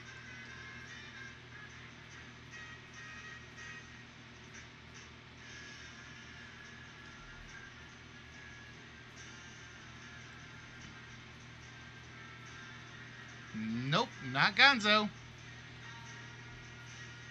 But Tugger, welcome to us from Mixer. How are we doing tonight? Nope, not Oprah. Oh, KTG stealing it right in there. George's Jungle's ape was known as Ape.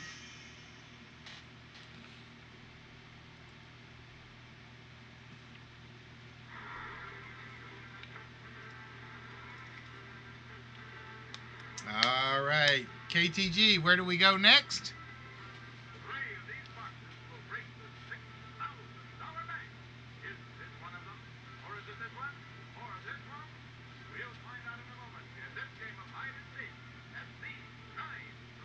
Law for 1,000.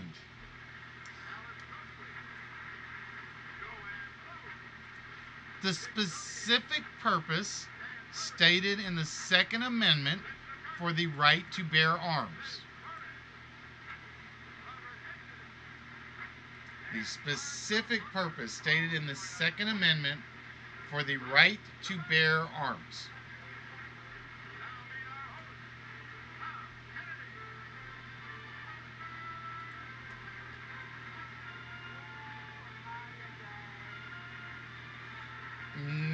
Close, Tugger, but not quite.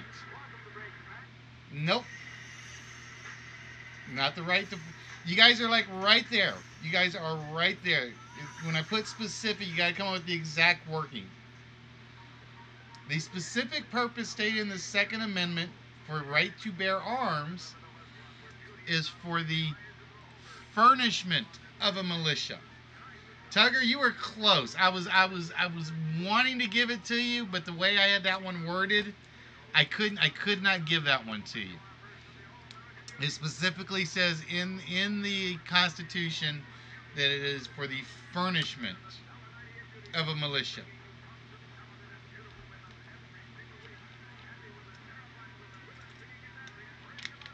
But yeah, Tugger was close. Walrus, I would not have taken the right to form a militia, because that's not what it's for.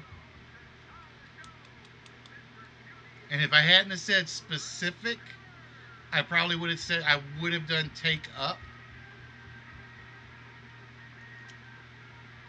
But officially, that's why it says in the Constitution. All right, KTG, where do we go next?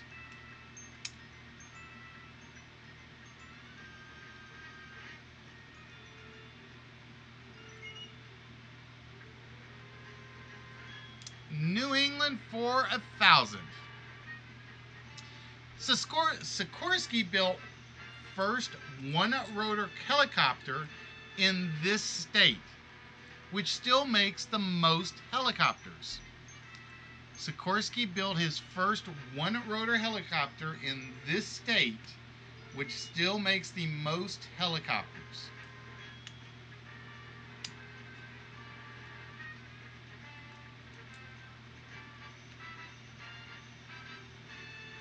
Not Rhode Island, Tugger. Oh, KTG stealing it. It is Connecticut. Sikorsky copters were always made in Connecticut.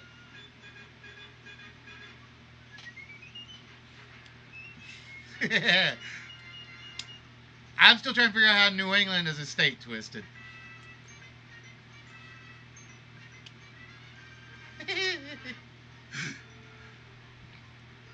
Well, you got to remember, I will give you misspellings if somebody doesn't come in like right after you with the correct spelling.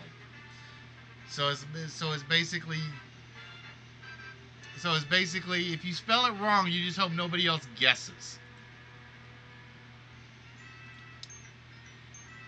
A hideous Arabian ghost who steals corpses.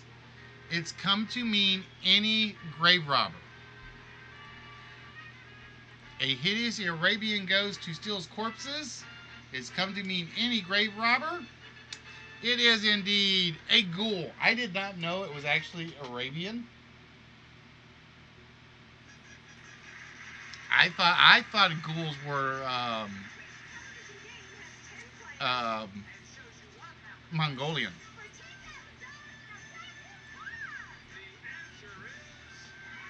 All right, Walrus.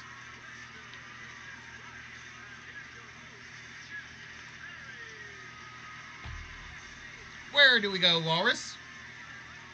And we are down to 11 minutes on this board.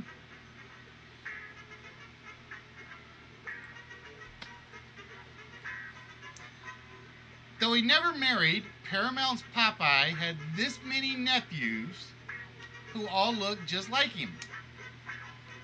Though he never married, Paramount's Popeye had this many nephews who all look just like him. KTG getting it. It is 4. Popeye had Pappy, Pippy. Wait. No, that's not right either. But he actually had 4 nephews.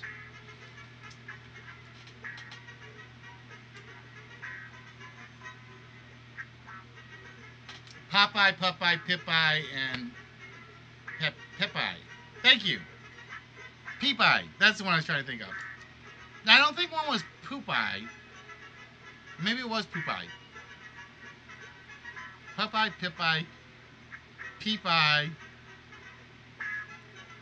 Was it Poopeye? Might have been Poopeye. But yeah, these questions seem familiar, Twisted. That's why I said I'm not doing prizes on this one.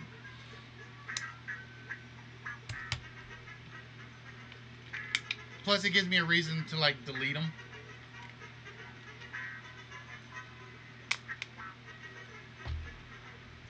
Poopeye would be Pink Eye. Yep, Poopeye is known as Pink Eye. Or Pink Eye is known as Poopeye. You just don't want to know why.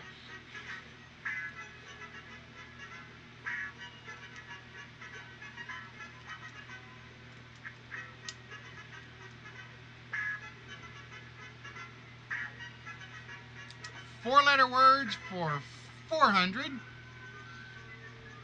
You try to do it to a putt or an enemy boat. You try to do it to a putt or an enemy boat.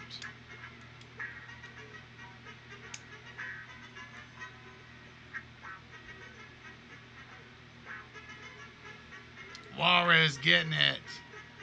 It is sink.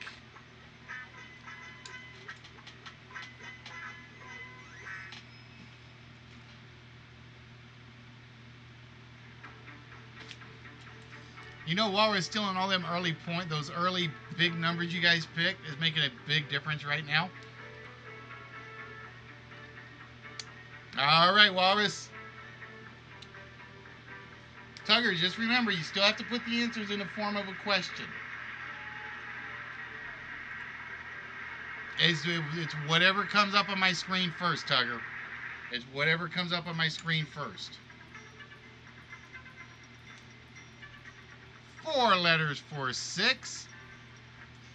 The first 4-letter word in the Lord's Prayer.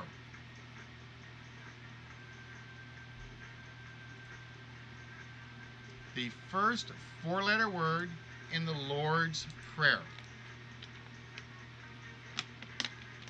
Oh, KTG taking it. It is name. Hallowed be thy name is the first 4-letter word in the Lord's Prayer. I don't think the word Lord ever actually...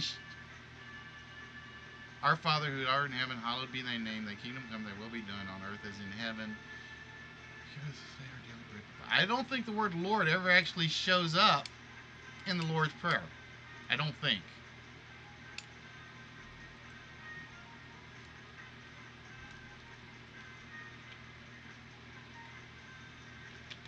All right, KTG. Where next, my dear?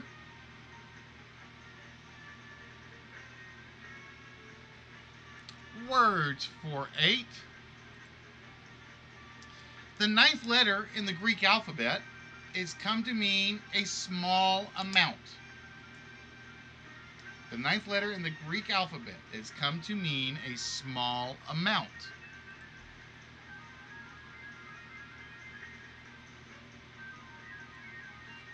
It is, what is iota? It is, what is iota?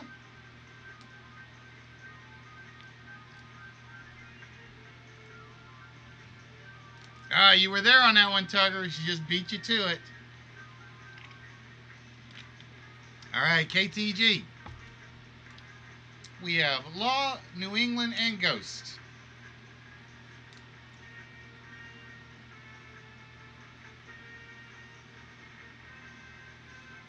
New England for 8.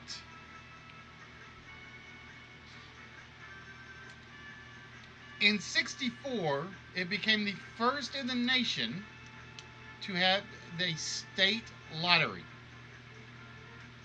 In 1964, it became the first in the nation to have a state lottery.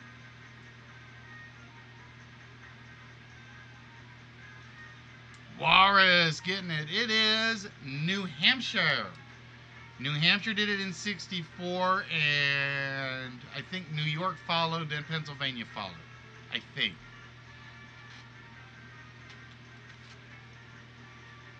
But I'd have to go back and double check on that one. That's one of those facts I don't remember, because these questions have been on file forever. All right, where to, Red?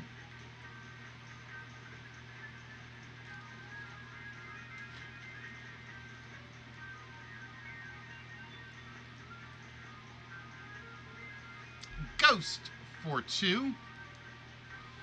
In the U.S., is traditionally the best night of the year to see Ghost.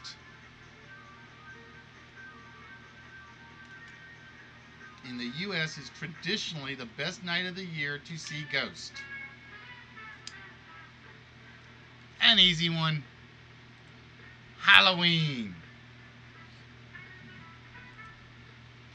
All right, KTG, where to next?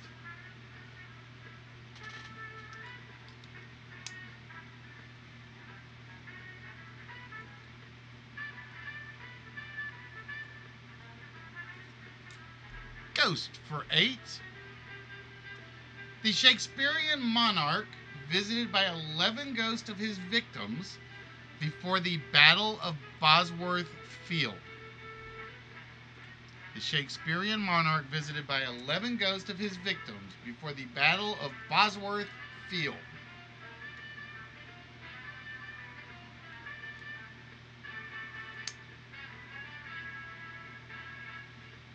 It is Richard the Third. And with that, I think KTG finally caught up and passed Walrus.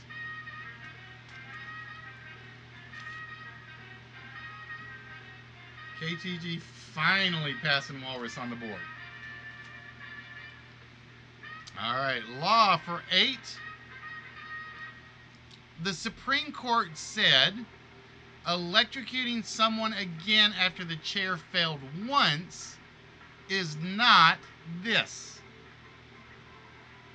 The Supreme Court said electrocuting someone again after the chair failed once is not this. Nope, not constitutional, not unlawful.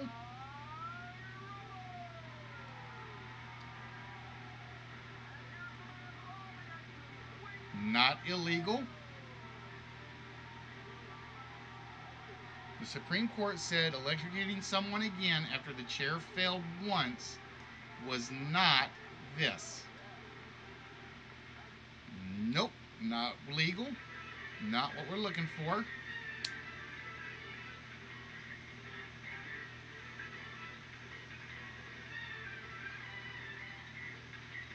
Nope. The Supreme Court said that electrocuting someone after it failed the first time is not cruel and unusual punishment.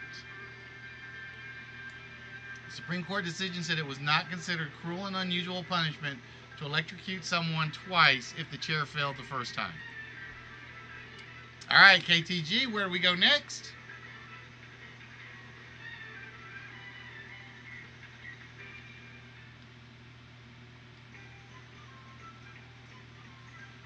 Ghost for 6. At Windsor Castle, this Tudor queen supposedly haunts the Queen's library. At Windsor Castle, this Tudor queen supposedly haunts the Queen's library.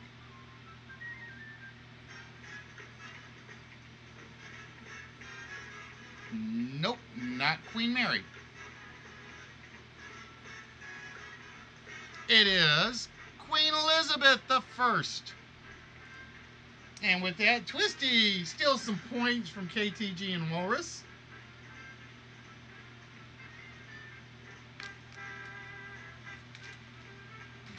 All right, Twisty, where to next?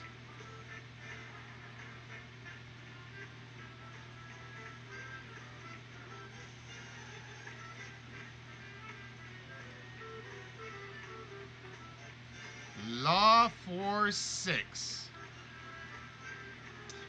The name of a court session when a prisoner hears charges against him and enters a plea. Name given to the court session when a prisoner hears charges against him and enters a plea. Nope, not a preamble.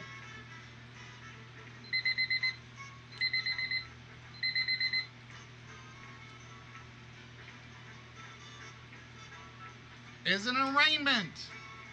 When a prisoner hears charges against him and enters a plea, it is known as an arraignment. All right, we are at 11:41.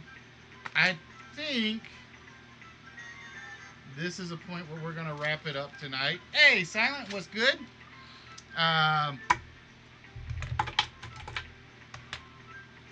Like I said, for those of you that don't know, I actually get my job not this coming week, but next week. So, how do you know that? Twisted has his secrets. So, just to let you guys know, there will be some schedule changes coming in the near future. I don't know exactly what they're going to be yet. And like I said, I have other obligations around the house that I have to definitely keep an eye on. They're public. Well, that's true. They are public information. So we are going to wrap things up here. we've been doing, let's see, 7:30. So we did 4 hours tonight. Took a while to get the close game going, but once we got it going, it was like everybody liked it. So Russian roulette is definitely on the to keep using list.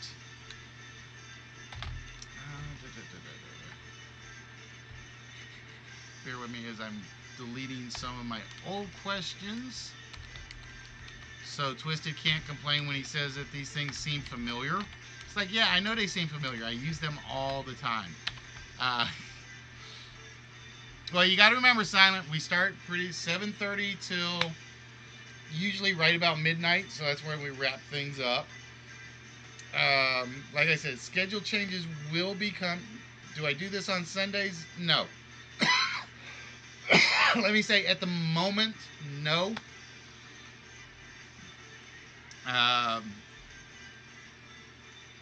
The horse question I figured was going to like fire some shots in people's brains. I figured they were going to catch on. It's an old file.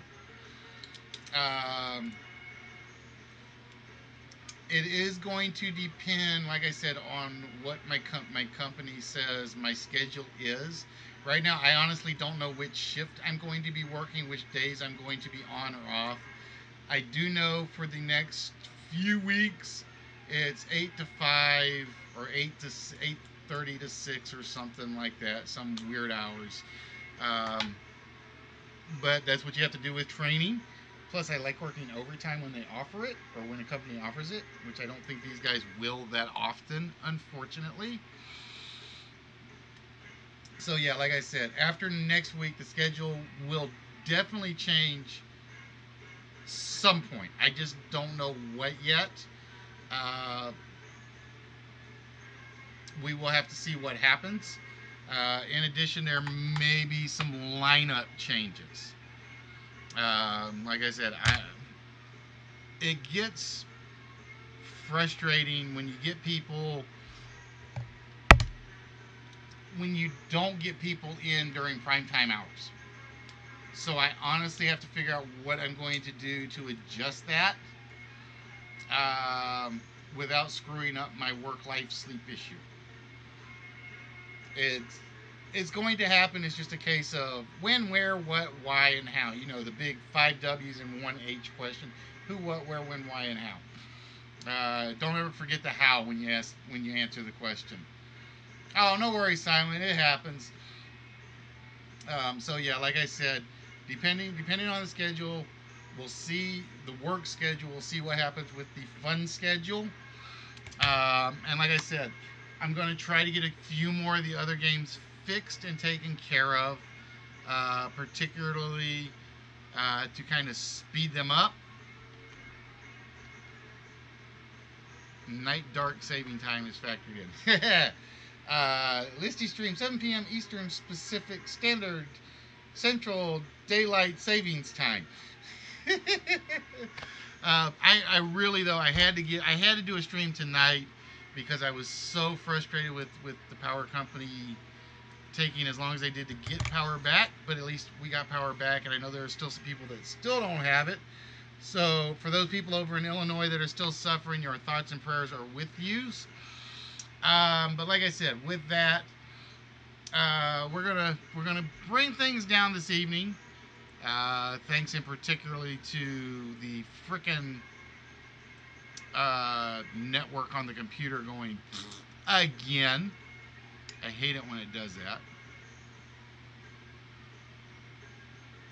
So, with that, ladies and gentlemen, as we always say, you can exercise the body. That's one thing. Always make sure you exercise the little gray cells. That's the second most important. Or actually, it's as important without this. You can live. Well, I won't even say that. Let's just say the gray cells need as much exercise as the rest of your body does. So with that, ladies and gentlemen, we're going to wish you guys a good night, and we will see you on Wednesday. And like I said, there may be some game lineup changes. We will have to see. So until then, ladies and gentlemen, you guys have yourself a good evening, and we will see you guys on Wednesday.